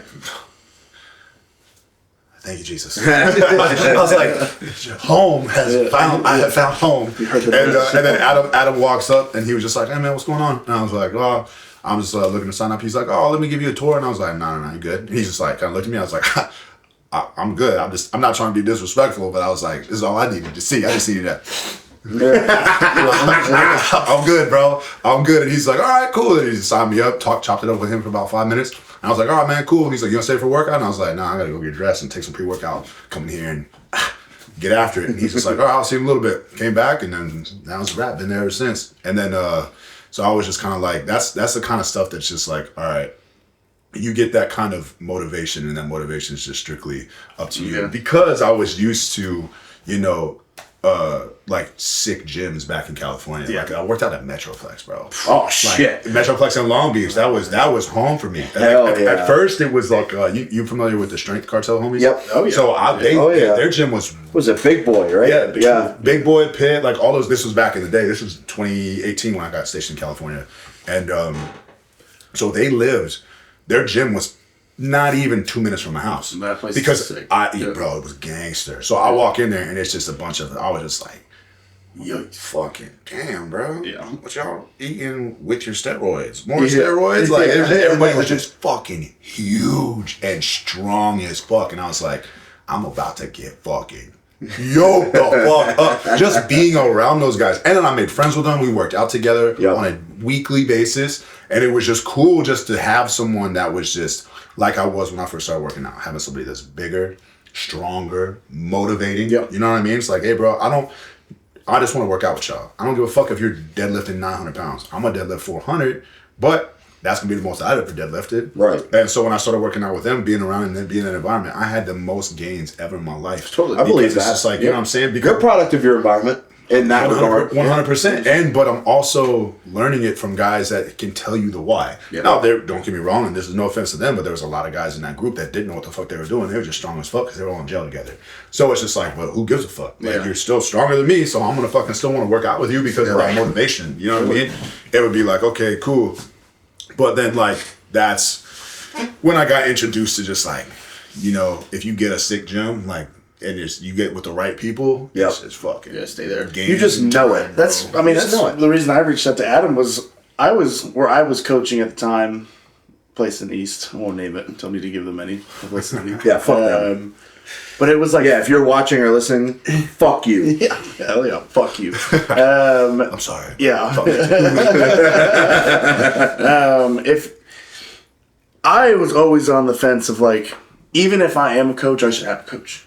Why would I not want to learn? And the gentleman that was there was very against that. Oh, that's and it was like, which is so strange. Yeah. And it became realized of like manipulation. He was just trying to like keep me in his bubble. Yeah. But I was like, no, I really think I should just go learn from like why would it? What's the downside of me trying to learn from somebody else? And he like couldn't tell me. And I was like, okay, that's my answer. So I reached out to him because in that weight room, I was the biggest fish.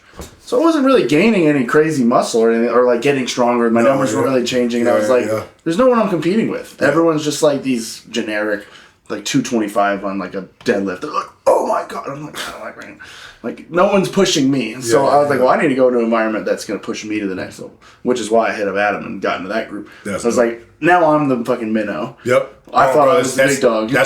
In my opinion, now just based off of what I know, I would 100% rather be the fucking minnow than be the fucking great white. Yeah. Because being a great white, now you can only fuck with other great whites, and other great whites can only fuck with you. Yep. What is the ocean full of? Everything else. Yeah. You know what I'm saying? So it's just like, I want to be able to be, and that was the problem that I had with when I first started off with jiu-jitsu. I got introduced to jiu-jitsu by some good friends of mine who are all world champ black belts. So that quality, that'd be like me learning how to work out. Fucking, he's my first gym partner. Yeah. Like, I'm spoiled as fuck. Yeah. You know what I'm saying? You've said that. Yeah. So, I mean, because it's valid, bro. Yeah, it's fucking facts. So it's just like, I got a little spoiled with the company I was introduced jiu-jitsu to. I mean, all these guys are literally number one in their fucking divisions, like dead ass. So it was just like, and then they introduced me to their friends who are also world champs in their division. So it's like, I got motherfucking Obi-Wan Kenobi.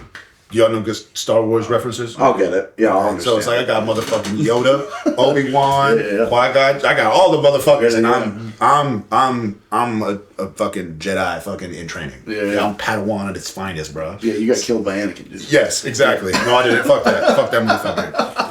I did a bitch. Spoiler. Spoiler alert for a 30-year-old movie. Yeah. But it's just like, so it's just like, okay, cool. So then when I officially started jiu-jitsu, off the recommendations of them, they're like, bro, you can't just do it with us once a month. And I'm like, oh no, I know that. I just like getting my ass kicked because it's something that I'm not good at. And I also like not being good at something, because that is a marker for me. And now I have the motivation to want to be, if I want to be good at it, now I have the motivation. It's like what I told you today in the gym. Yeah. It was just kind of like, oh yeah, well, I decided to, maybe I should actually get back to actual strength training instead of just maintenance, because of what I want to accomplish this year. Yeah. So it's just like, and that's why I was. It's a reminder to be humble. 100%. And it's just like, because like what you said, I don't mind if I get beat by someone that's better than me. Right. But in my mind, if you beat me only because I fucked up, you really aren't better than me. Couldn't agree more. You know what I'm saying? Couldn't So it's agree just more. like, that's the motivation that I have. So when I first started getting official doing jiu-jitsu 3 years ago, it was like, I have this stigma in my head that because this is the color belt that you have, you should be able to do whatever the fuck you want. Yep, I had that same thing. Well, motherfucker, you 6'8", 350, bro. Ain't nobody can really do what the fuck they want to your ass unless they're a black belt version of your ass. Fair enough. You know what I mean? Or at least minimally black belt version of me. You know what I mean? That's like, fair. That's fair. You know Because I mean? there's at Sean Hammond's there's like 2 black belts there, and they're pretty good at fucking me up. Yeah. But to be fair, one of them was Sean Hammond. So And he's not it's like wrestling a fucking statue. It's wild, Just man. made him Like I swear he has a fucking superpower where he can just turn his entire body into one solid muscle. It's and called- you're just not moving him. It's like all main strength. Yeah, bro. old man. So we get. It's the only thing we got, dude, after the age of 35. it's straight up seriously like trying to wrestle with a boa constrictor. It's wild. awesome. It's wild. It's being able to like, but see, that's the difference. So it's like there's that level. Like I've picked up dumbbells way heavier than Sean and lifted them with one arm over my head. Yeah. I've done that. But like literally just getting in there, back of the tricep, back of the neck, and just like shoving onto him, and he just doesn't move. Yeah. Like at all. So it's fucking nuts. Not to mention he's like 15 years older than I am. Hey, body control, man. Yeah, it's an but old it's, man. it's having, but that's a skill set. Yeah. Oh god, yeah. He's like I don't even. I want to say a 3rd-degree black belt, but I'm Probably not. something like that. He's something crazy like that. Like he's been doing jiu-jitsu his whole life. So it's, I mean, but that's the difference. That's a in my opinion, that's a professional at its 100%. highest level. Yeah. And it's just like, so why are you getting mad when he's beating you and you've been doing this for 6 months? Or Exactly. Or just say, fuck it, you've been doing this for 10 years. Like, okay, cool, he's been doing it for fucking 35. Yeah. What? But at the highest level, the whole, like, for the past 20 years, he's been doing it at the highest level. You know what I'm saying? So it's just like, why are you mad when you're losing? And I'm not, only because they're like only 2 that I know of, or 3 that I know of. It's just like, why are you getting mad when Brian Shaw is beating you? Yeah. You know what I mean? Yeah. It's like, oh, I'm sorry, who do I want to dethrone? Who is the epitome you got? I mean, I don't know what they are because I'm not in that realm, but I would just, off the top of my head, even though they're not anymore, but like Thor, Brian Shaw, Eddie Hall, even though they could be whatever, 1, 2, and 900, whatever, That's who I know. So it's just like, okay, cool. What do I got? They've been doing it for fucking that long. Why is the stigma in my head that I've only been doing this for 2 years where I'm gonna fucking beat him because you're stronger than him? Yeah, but he knows how to perform with that strength. You don't. Yep. And that's why I always tell people the first thing, like, people ask me, like, oh, if you can give a new strongman a piece of advice, never competed before, what kind of advice would you give them? Experience is completely and utterly priceless. Go out and fucking compete. You're the That's one. what I told you. Yeah, I went to our coach at the time when there was like an event. I think we had it's like 6 weeks out, and it was local. It was like 2 minutes from my house, and the weights weren't gonna fold me in half. And I was like, "Fucking why not?" And like, and I brought to him, and he's like, "Oh, it's a little rushed," like blah blah blah. And I was like, "Really? Like I can do all these weights already?" And I went to him, and I was like, "What are you thinking?" You're like, "Just fucking do it, bro." Yeah. So I was like, "All right," I signed up, and I think he got a little mad at me that I did that, but okay, bro, it's exposure. We went through, and I got second. Hell out of like 15 people. Fuck yeah. So it was like, okay, I'm glad I did that because in my brain I was like, I mean, if I could break top 10 first time ever, 6 weeks of prep, like confidence booster, baby. that should be pretty good. And then like after the first event, I had the heaviest log press of the day, and I was like, y'all ain't doing this? yeah. I was like, this. Yeah. I'm like, how long you been doing it? Like 2 years. I'm like, oh, wait a minute. Like, all right, we might be onto something here. That was the same thing. That was another thing that kind of motivated me for jiu-jitsu stuff. Was so like after the first like month of me like doing it official, there was Worlds, and all my homies that introduced me to everything were like, bro, you should sign up for World Amateur. And I was like, Vegas? And they're like, yeah. And I was like, all right. Fuck it. You guys are going to go there. You guys are competing. You know what I mean? I'm going to go compete. So it's like day one, like in the same vicinity as the best guys in the world as a black belt. Yeah. And those guys are my friends. And I'm just coming along for the ride. But yet, I'm going to compete too. Yeah. Bro, there was 15 people in my bracket. Yes. My very first jiu-jitsu competition, I fought 7 dudes. Damn. And I felt like I got drugged behind a motherfucking truck, stomped on by a bunch of cattle, and I was just like, that was like, holy fuck, just the adrenaline. Bro, it was literally like, for me, because I've never experienced you and fucking everybody else that's y'all size, jumping on top of me, trying to fucking break my shoulders, rip my fucking arms off my body, and fucking beat me with it. You know what I mean? Like, I've never experienced that before because the rules are a little bit less violent. Yeah. Like, I know how to fight. If you're gonna get on top of me, guess what I'm gonna do? I'm gonna bite your fucking face, bro. Yeah. Like, you know what I'm saying? There's no, like, that kind of shit, but it's I'm not gonna... Survival fight, and there's no rules. Yeah, I'm not gonna get it to that point. But like, because I'm trying to play chess, but I just don't know how to play chess yet. So it's just kind of like, I'm just fucking moving shit, not having no plan. So it's just kind of like, but with the little tiniest knowledge that I had, implement from my friends, and them yelling at me, look, you gotta do this. And I'm like, I don't even know what that word means, but I'm just trying to keep this dude off my face and around from my neck, bro. Like, I'm not trying to get choked out. So I went all the way to the finals, and I got freaking Kimura by this fucking like 4-stripe white belt, and I don't even have a stripe yet. I don't even have a stripe yet. So I was just like, you know what? I'm not mad. But then I go back and I watch, like, I still have all the videos, all my competitions. That's right. Cool. And I go back and I watch them, and I'm just like, damn, I should have did this. But I'm like, well, I don't know it yet. Now I know it. So now it's like, for me, I'm like, okay, cool. Going back to like what you said, if you're better than me, I don't mind that. But now I'm using that. And I'm watching what I did, and I'm like, okay, it's experience, exposure. Now what do I have to do to never make that mistake ever again? That's my fire, my motivation. Yep. So when I switched jiu-jitsu academies, when I went from the place that I started to one of the best schools in the nation at Art of Jiu-Jitsu in California, that to me was like, I went from, because at the old place, and it's not that, it's just like I had this expectation that, oh, because you're this belt color, you should be this way because that's the way my friends, and that's how their academy is. Yeah. They got badass purple belts, they got badass blue belts, they got badass white belts, and they got badass every color. I can't do whatever I want. I'm only fucking with the guys that are in my skill set, my lane. And even then, they're beating me because they've been doing it a little bit longer with a high level of knowledge being imparted on them.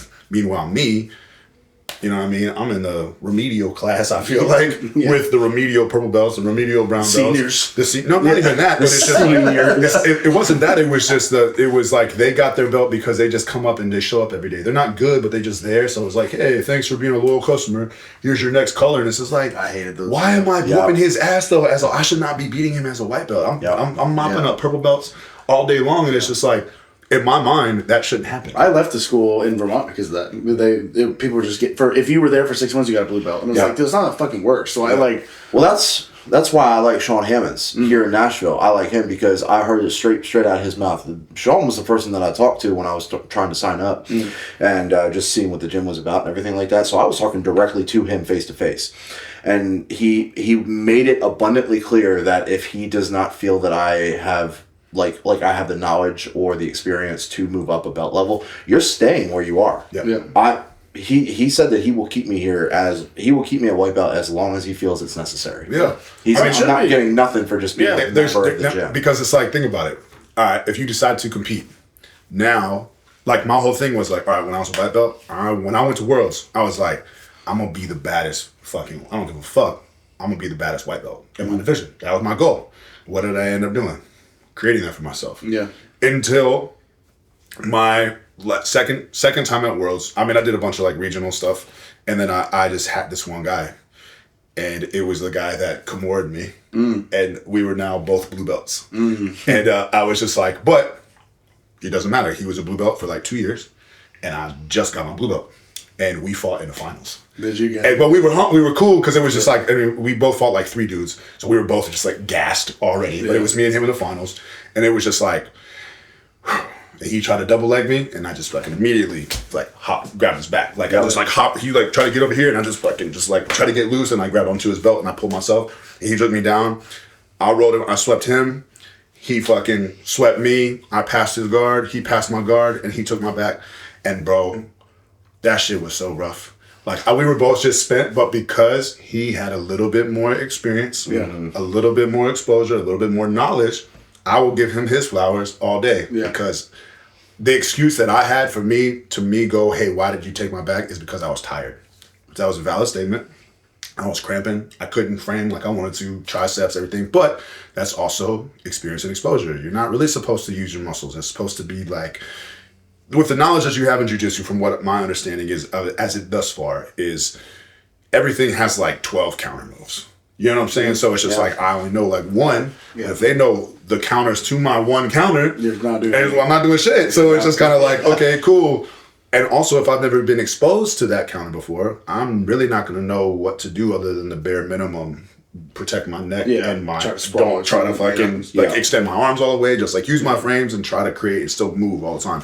But once he got my back, I mean, he weighed 375. Jesus Christ. 6'6", 375. And I'm like, max I've been in since I got out of the military was like 245. So I'm like the smallest guy in my division. Jesus. It's a lot of man. He didn't tap me. He got me by he beat me by 2 points. Damn. And so it was just like, so I had my thing was just like, I'll see you next year, bitch. Yeah. And then he puts his purple belt on the podium, and I was just like, you did it again. So the first time he beat me, he put his blue belt on. And then the second time he beat me, he put his purple belt on. And I'm just sitting there, and I've been chasing this motherfucker ever since. And every single time we see each other, we're just like, all right, boy, it's gonna be this again. Round three. And it's just like that expectation is there. But it's like now it's like purple belt is just like, that's like one of those things to where it's like, okay, cool, we're gonna be seeing each other a lot. Yeah, because unless you get to the point to where it's like, I think like once you hit purple belt, it's like, okay, cool, now you start developing offense and defense, and you got a game plan. Whereas it's like white belt, you grow the most as a white belt because you don't know shit about nothing. So it's just nothing but you being a sponge. Blue belt is like, okay, cool, you take that and you start implementing what you like to do and what you're kind of good at.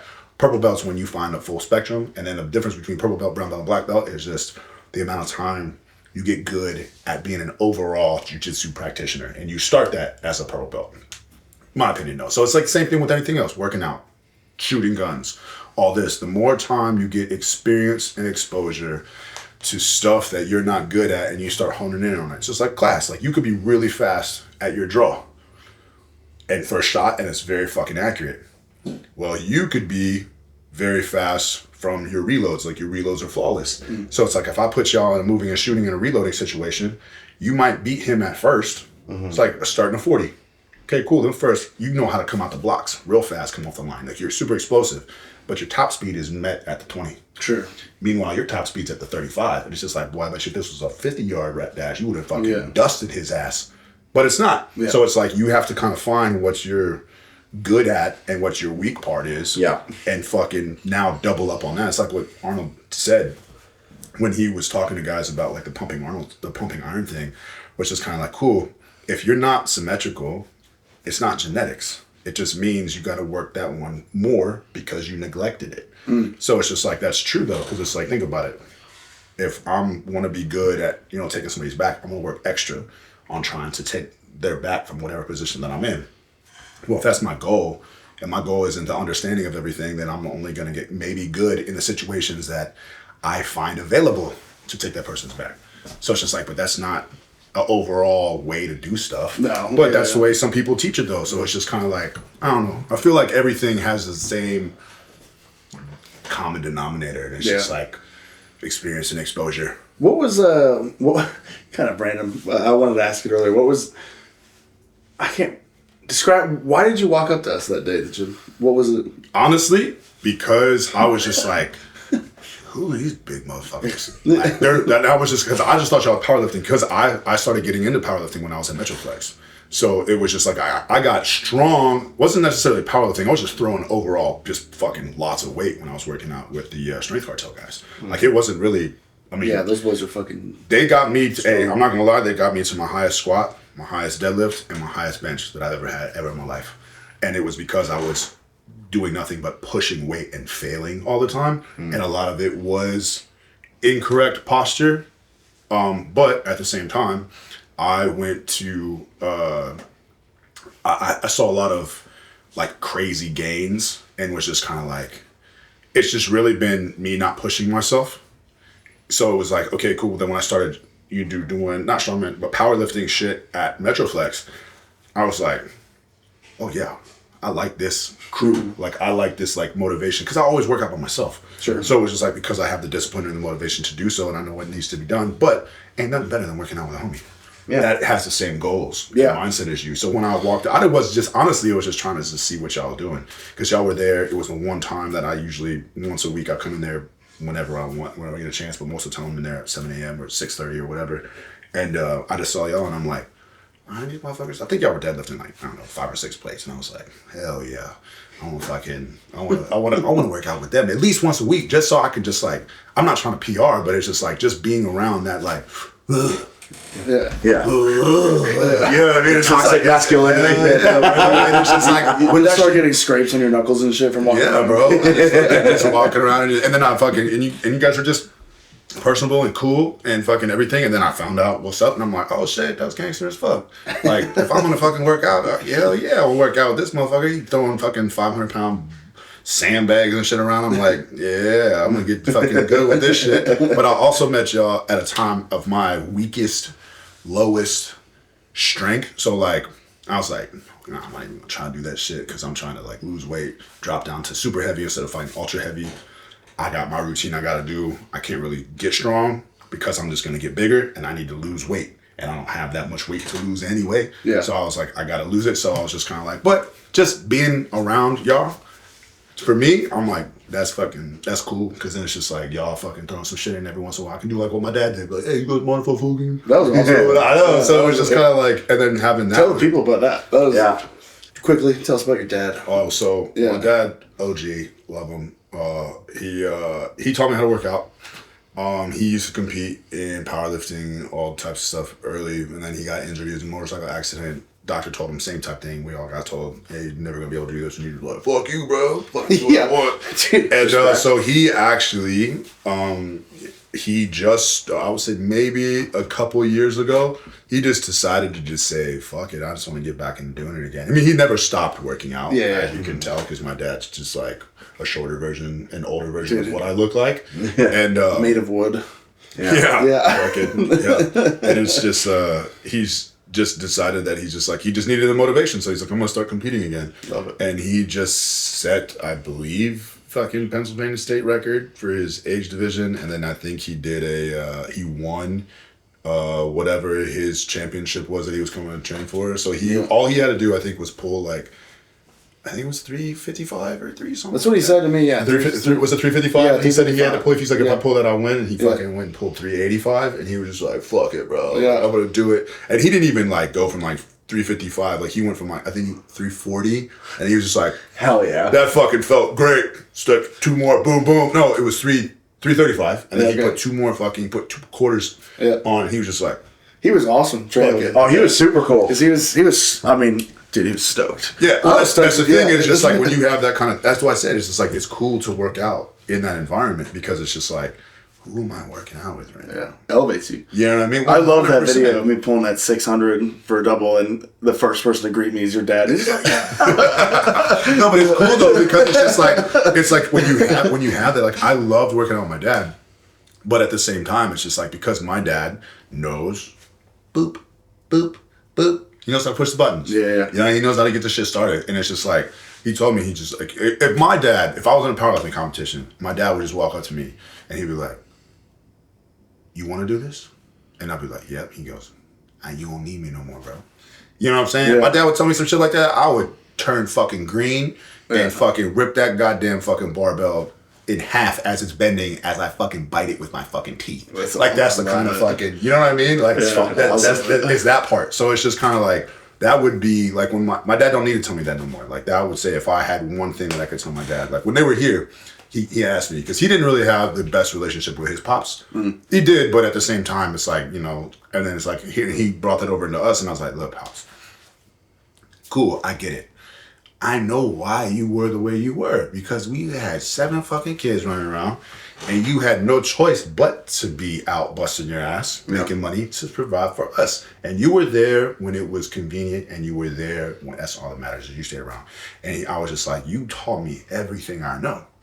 And he was just kind of like, thanks. And I was like, you ain't got to worry about nothing. I'm Just like, stone cold. you made me the way that I am, and I could not be, you know, he told me, he's like, my whole job is to make you better than me.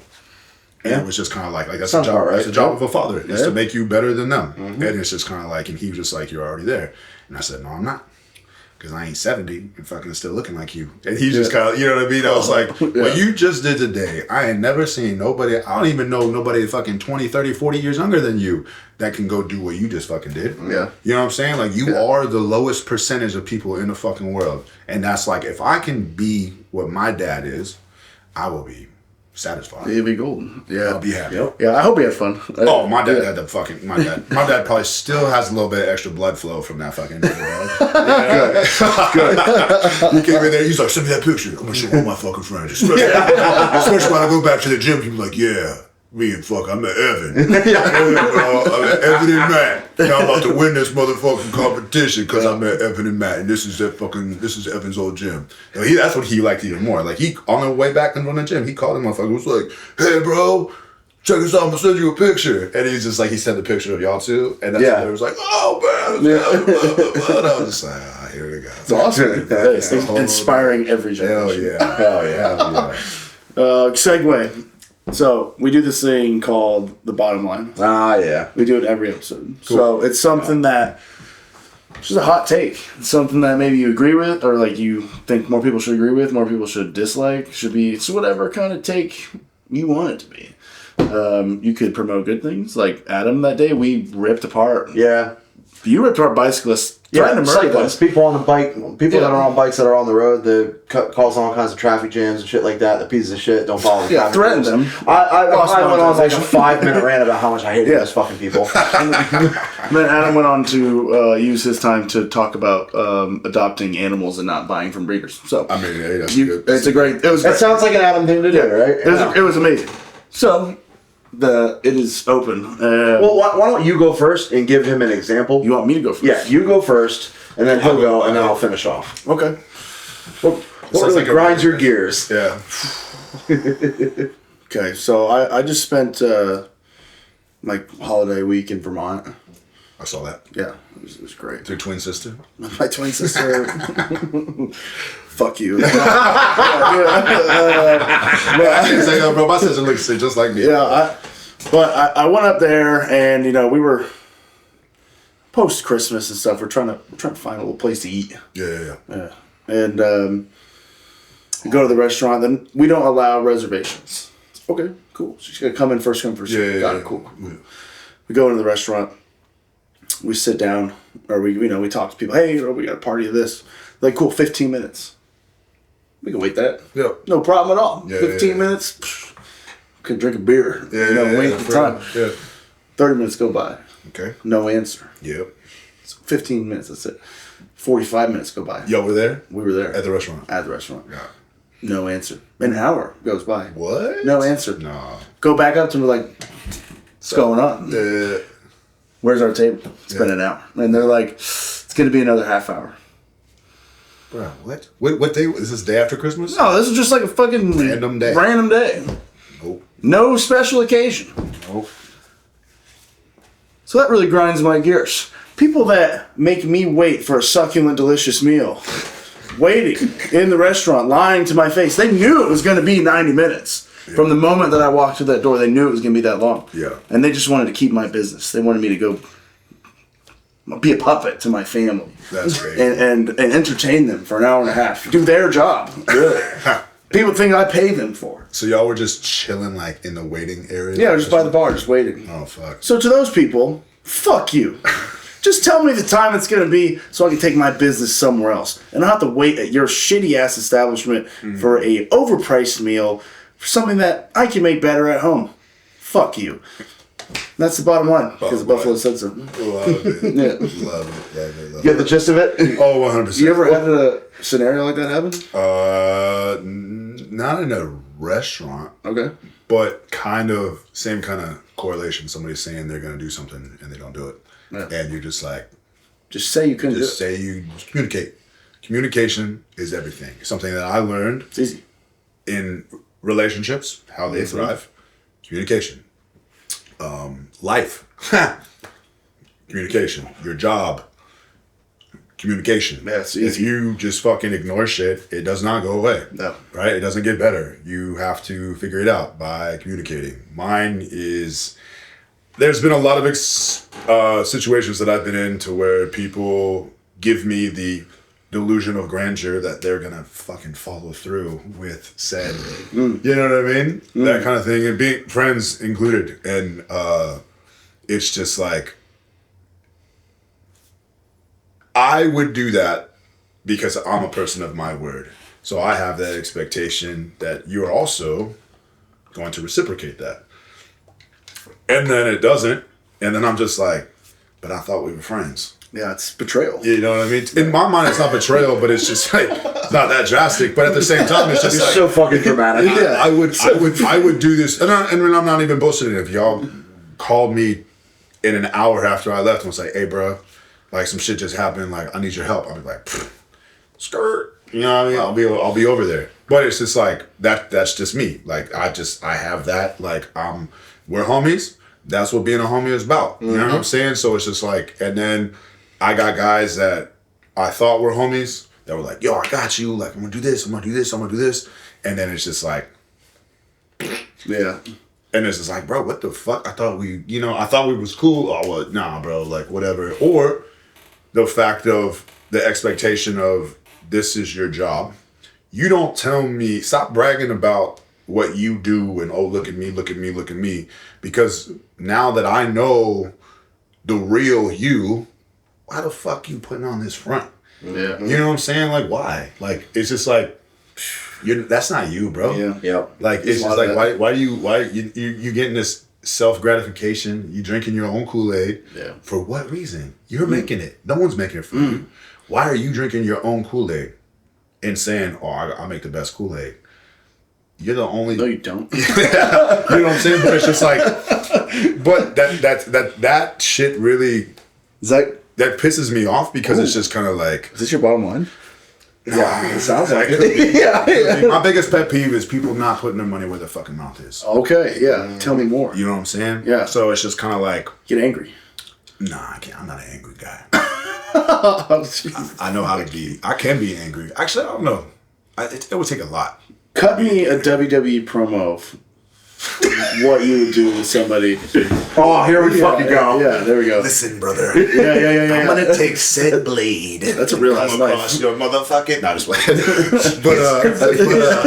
No, man. I honestly just wish like I could just swap mentalities with somebody just so they can see actually what it's really like to just go through with something and just that you say you're gonna fucking do. Like I have this issue with one person that it's like you just don't get it. Yep. And it really just it's embarrassing because it's like this is your fucking everything.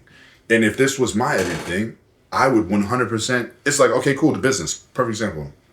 Business. I have an expectation that you are a business owner. You should act like a fucking business owner. What's that mean? That means you never stop working. 24 hours a day. I don't give a fuck.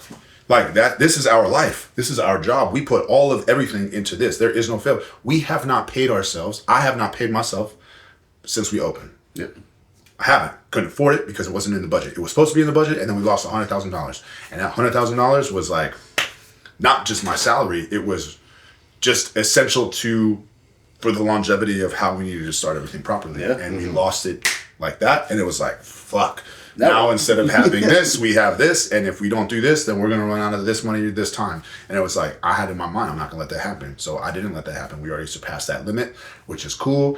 But when I put my devotion into something, I expect that to be reciprocated, at least to like 70%. Yeah. Like I know you're not gonna be as motivated as I am. Just like no one's gonna be as motivated as you or motivated as you because it's impossible in your mind. Yeah. You know what I'm saying? Like I don't give a fuck how much better you are than me. You're not more motivated than me. Yeah, but when you're here, I need you to buy in.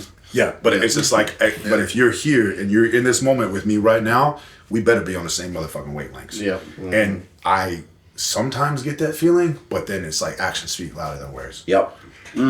That's my fucking hot take. Put up or fucking shut up. And that's the bottom line. Yeah. Motherfucker. Yeah, there you go. Yeah. Do your own Little take. Sam Jackson. Yeah. What about you? All right.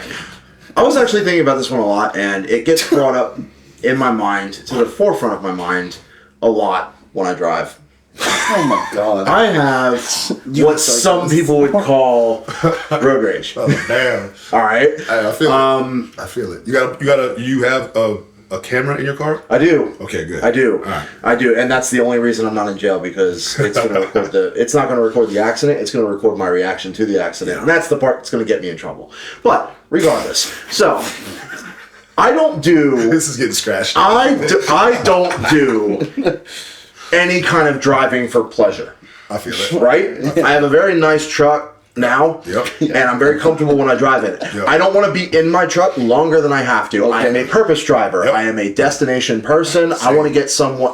If I'm not on the road driving, I am trying to get somewhere in the least amount of time possible. Preach. Yeah. So, Preach.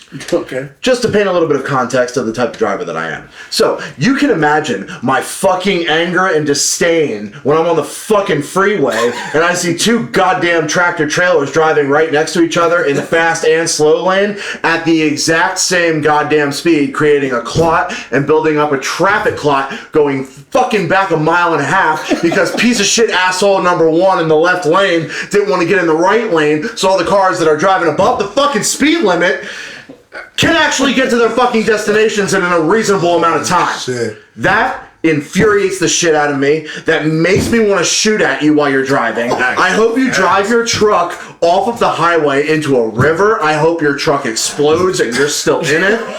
I hope that your family cries when they see your truck in fucking ashes on the side of the fucking highway on the 6 o'clock news. I hate you. Get out of the fucking left lane. That's the bottom line because the T-Rex said so. Well, Honestly, I feel the same way. I wish Mario Kart was a thing. In my life. God. I'd be throwing red shells at everybody. I hate it. I would throw grenades at trucks, honestly. Driving with a purpose. That's a valid statement because I feel the same way. I hate driving for fun. I'm a destination. A to B is straight line. Yes. That's when I'm driving, bitch. The fastest way possible and getting there when I need to get there. Long story short, I'm trying to get somewhere, so if you're just going to drive the fucking speed limit, get out of the fucking road. You need to get a push bumper. Yeah. You need to get one just because if it snows here, you know these motherfuckers can't even drive when it's nice out. No. Add rain. You see how much people in fucking Nashville panic on the goddamn roads when it starts drizzling. Bro, it's that and it's this right here. Oh boy. Oh yeah, dude. And every single time I pass somebody, I'm like, why are you driving slow? I drive and I just wind my window down because I can't see because it's blacked out. Yeah. I'm regretting that decision. And fucking I look at them and they're just, Yep. they ain't even like doing this.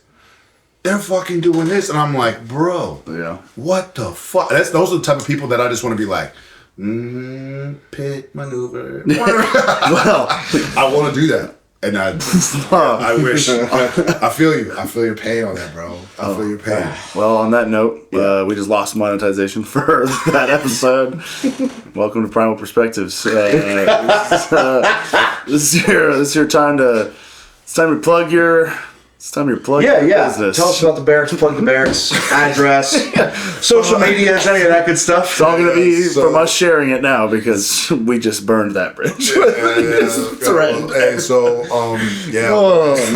the Barrax is I would say, the most conducive, comfortable learning environment you will ever experience when it comes to shooting guns. Nothing there is going to be scary. There's no reason to be nervous. It's not going to be unsafe. We actually have the ability to do pretty much whatever we want when it comes to moving and shooting, drawing, teaching you the correct ways to implement this. If you ever have to use it, you're going to learn the most efficient way to do so by a bunch of people who have experience and have a infinite knowledge base on the why and teaching you the correct way from the very beginning. And it works because it's proven. It worked for me in the military. It worked for a lot of people in the military. It works at the very highest levels because the guys at the highest levels are using the same type of stuff to continuing to get better with their skill set.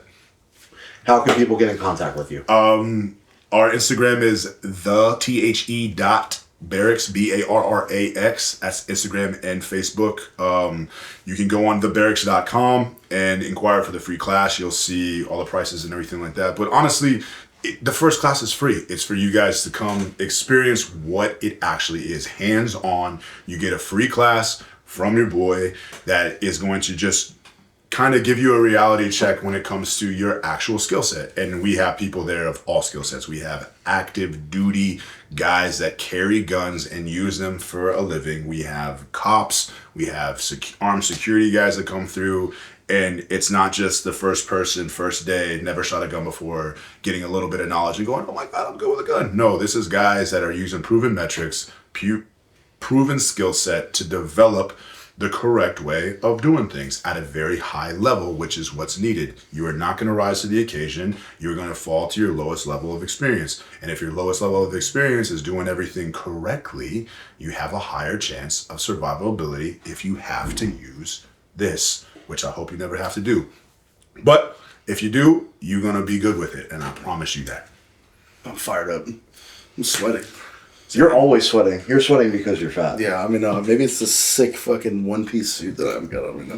Is that a onesie? That's a one piece? Oh, I was going to say, why are you dressed like Michael Myers, dude? What the fuck? Halloween was months ago. It's just one color. I was going to say, if that's a onesie, let me get one. Dude. Remember the footy pajamas? Yo, the footy pajamas. Bro, imagine if they wore those. Dude, we wear those now? I used to wear those when I was a baby, and I just looked like a tube of like deli meat. Disgusting. Was that like 400 or 500 pounds ago? Yeah. How big were you when you came out? I was only like 8 pounds. Really? Yeah. How big were you? I was 13 pounds, 24 inches. Hell yeah, bro. We weigh the same right now. I was 12'9". Yeah. You were 12. Holy shit! Holy shit, motherfucker! You was 13, bro. Yeah. Like, and it's not like you've just always been big. Like, I looked at old pictures of your ass too, like with your wrestling days, even when you were in WWE. Dude, I love and fucking it was just putting like, those in thumbnails. I used to shit. When I was like 240 and covered in baby oil. Yeah, just greasy and shit. Hey, but I looked and I was just kind of like, and it's kind of funny though too, because it's like I look at old pictures of myself and like all through high school, all through college, it was just like I was just like my height, but just straight like beanpole. Mm-hmm. Like I was wide shoulders, big legs, but I didn't have like no thickness. No density. Mm-hmm. And then when I like changed that to where I just call it like just coming in your own body. Like, I just didn't develop until I was like 25, 26 when it comes to like muscularity and stuff. But then like the biggest I ever got was like 265. And I was just straight, like fucking that's when I was at my strongest, when I was at my biggest. I believe that. You know what I mean? So it's just kind of like I have that ability in my head. It's like, okay, cool. What does it take for me to get that way? And it's like, well, I gotta be that big because I have to support the weight that I'm bearing on my body. So it's like, weight moves weight. And then exactly, that's when I look at like John Hack, like all these guys, and just being like, okay, cool. He's a very small dude that's powerlifting, but if you look at him, that motherfucker is like dense. It's like he's made out of fucking concrete, bro. Yep. So it's just like He's a freak. he is a freak, but he's the built to powerlift. Like just his, you know, his levers, the way that his arms and everything is just like attached. He's like the most proportionate powerlifter, I would say, out just because of the way that his movement is so like perfect because everything is flawless because he just devoted that much to it. And it's just like, all right, that's what it takes to be that. Yeah. Fuck yeah. Chase that fucking, chase that flame, bro. Yeah. But it's like, for me, Wasn't he supposed to go head to head with some dude? I can't remember, but I don't know if it ever actually happened. Wasn't it that Asian dude? I think they're partners. Him and they're Andy? Partners. Andy Went? Actually, That's the homie. All those guys are homies. All the guys are Iron Rebel. That's who I used to powerlift with back in Metroflex. Yeah, so it was just like super fucking cool. Like he used to hook me up with all like the leg sleeves, arm sleeves, elbow sleeves, like stuff like that, power belts. And also I was like, that's when I started getting into it because I was like, all these dudes is cool, bro, and it's fun. And you're working out with those guys. That's why I was trying to talk to you. I'm like, bro, I'll be down to even once a week just do some shit just to shock my body. To come work out with y'all. All right. Come do it. I'm down. But I can't with the times that y'all work out. That's fair. You know what I mean? Because I'm at work at 11. Yeah, dude, you're just like too good for us. Shit. It's all right, man. It's all right. He doesn't want it. He doesn't want it. Not right now. He's not making time to be great. Yeah. He's choosing not to be great. Okay. Let me go deeper into my bank account and hire somebody to alleviate my first three classes so I can come and fucking. You just need to sit in that. You need to fucking lock yourself in the room with that sales guy that you have and sit there and stare at him. And make him call 1,000-yard I don't even got time to do that. I'll do it. I'm teaching. I'm teaching. Dude, cool. Yeah, he can look. He's actually really good at looking through his eyebrows like Homer Pyle. No, I'll just sit there and like... See? Yeah, you see it? Do you see it? Look just like him. Sergeant. Hey, Sarge. Right before he eats that M14, that's exactly what he fucking looks like.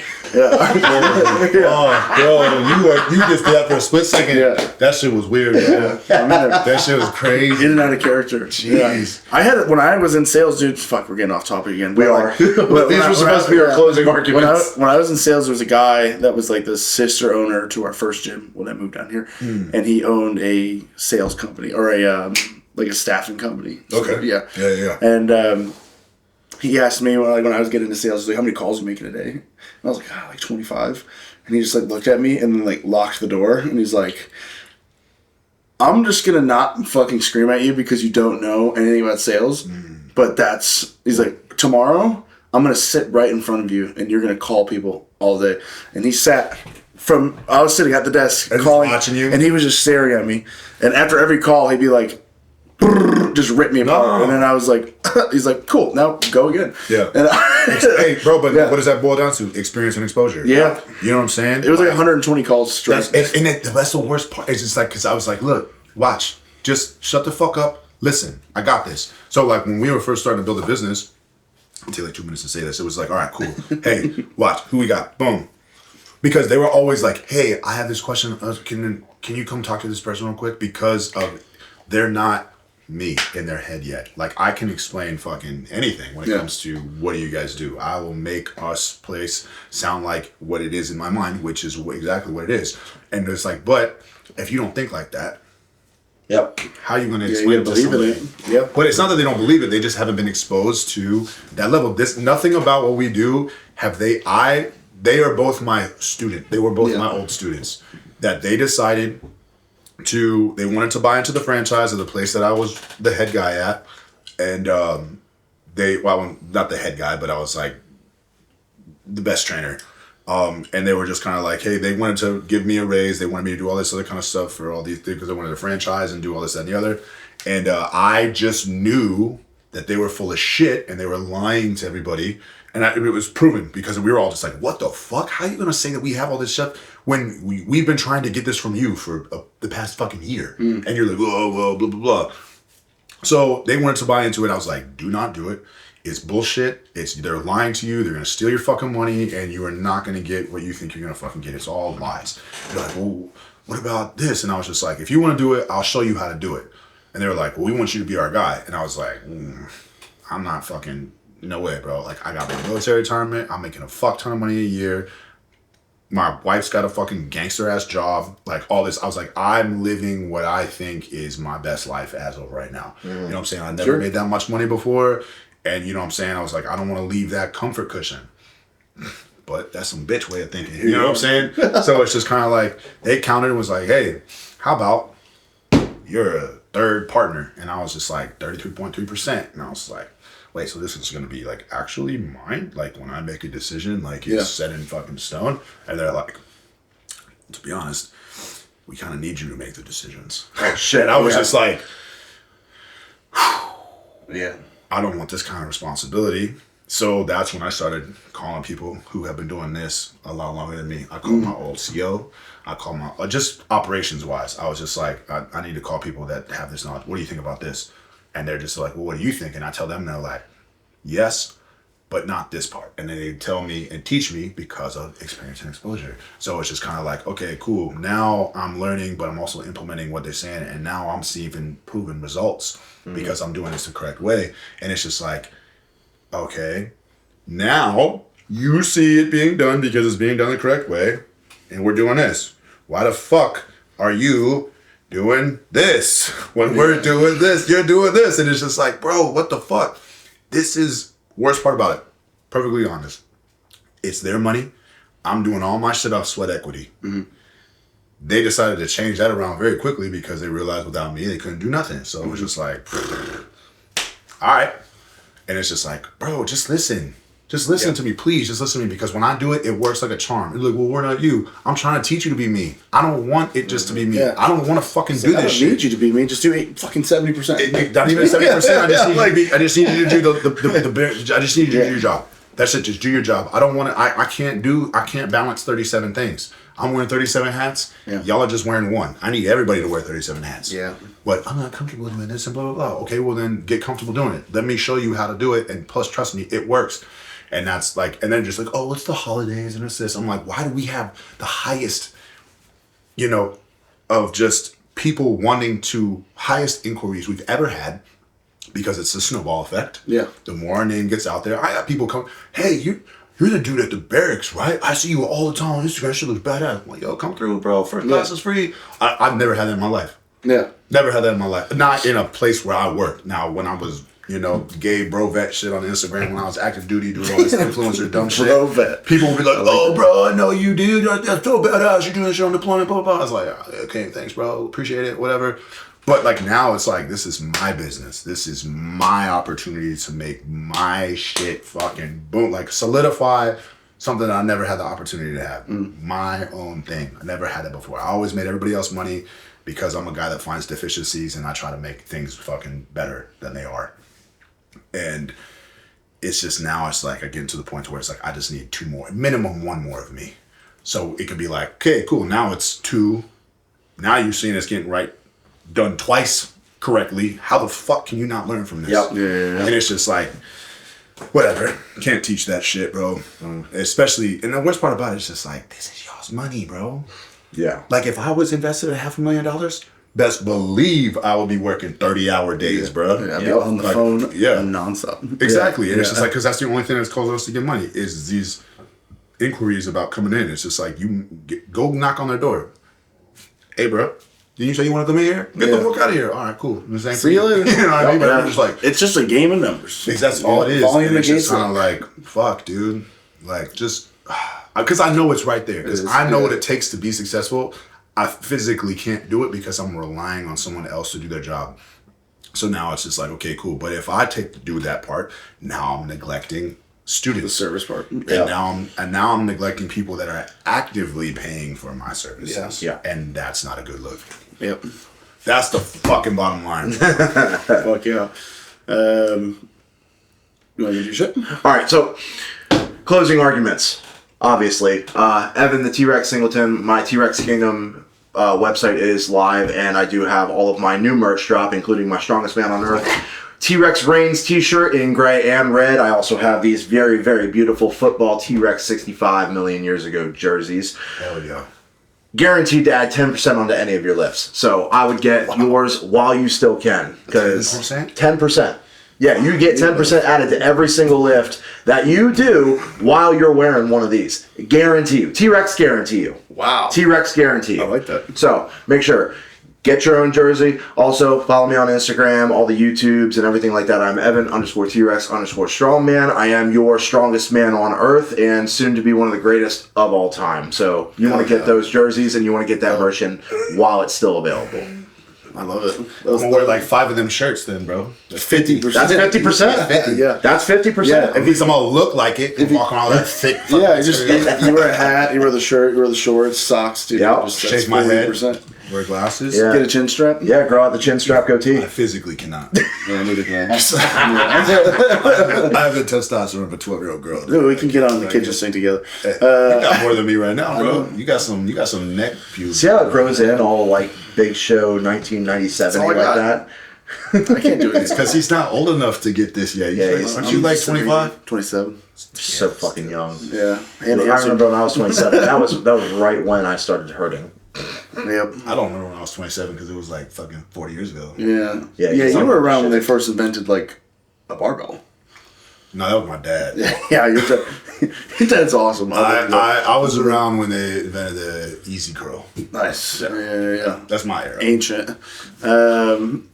Coach Buffalo Strength on Instagram. You know it. We love it. You can inquire, get coached by Eben and I.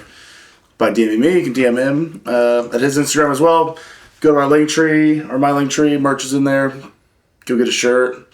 Buy it for something nice. Little Valentine's Day's coming up. Oh, You want to woo the lady of your dreams. Go ahead and hand her a Buffalo Strength shirt. You go. Hell yeah. You look way better now. Or what could happen is we could just change your whole motherfucking confidence and come work out with these two dudes, and then you come and learn how to fucking shoot a gun with me. Well, your dick just grew 2 inches. Yeah. That's true. That's very That's true. valid. We can say that because That is- 98% of our listeners is men. That's valid. That's valid. Get jacked, Bro, and think about tactical. it. 10% of gains wearing this shirt. I will just make you fucking better immediately by teaching you the right way to do something. I guarantee you, I see his 10%, I raise you 20% in skill. And I'll just make you more handsome. Promise. And I'll get you more numbers. Yeah, you want to go from Chode to Chad? Yeah. You link up There with you all go, 3 of yeah. us. There you go. It's done. Unstoppable. You are Unstoppable. And Unstoppable. you'll have road rage, guaranteed. No, That's absolutely. facts. 2 out of the 3 of us, I mean, I would hope 3 out of 3 of us have road rage because people really fucking suck out here. Yeah. I get angry. Yeah, all right. We all express it differently, you know. Yeah. I won't say. Yeah, he stress eats. Yeah, that's what I do. I keep snacks in my glove compartment. For that. Absolutely believe it. I just start munching. dude. Someone cuts you off, pull out a fucking Swinkie. There's my blood sugar. Yeah. Yeah. It's I'm amazing. angry because my blood sugar is low. Yeah. I mean, a pack of Oreos. Yeah, it's awesome. But Primal Perspectives, what do you say? You have like a saying. Stay primal. Yeah, stay primal. Yeah. Episode 6 in the books.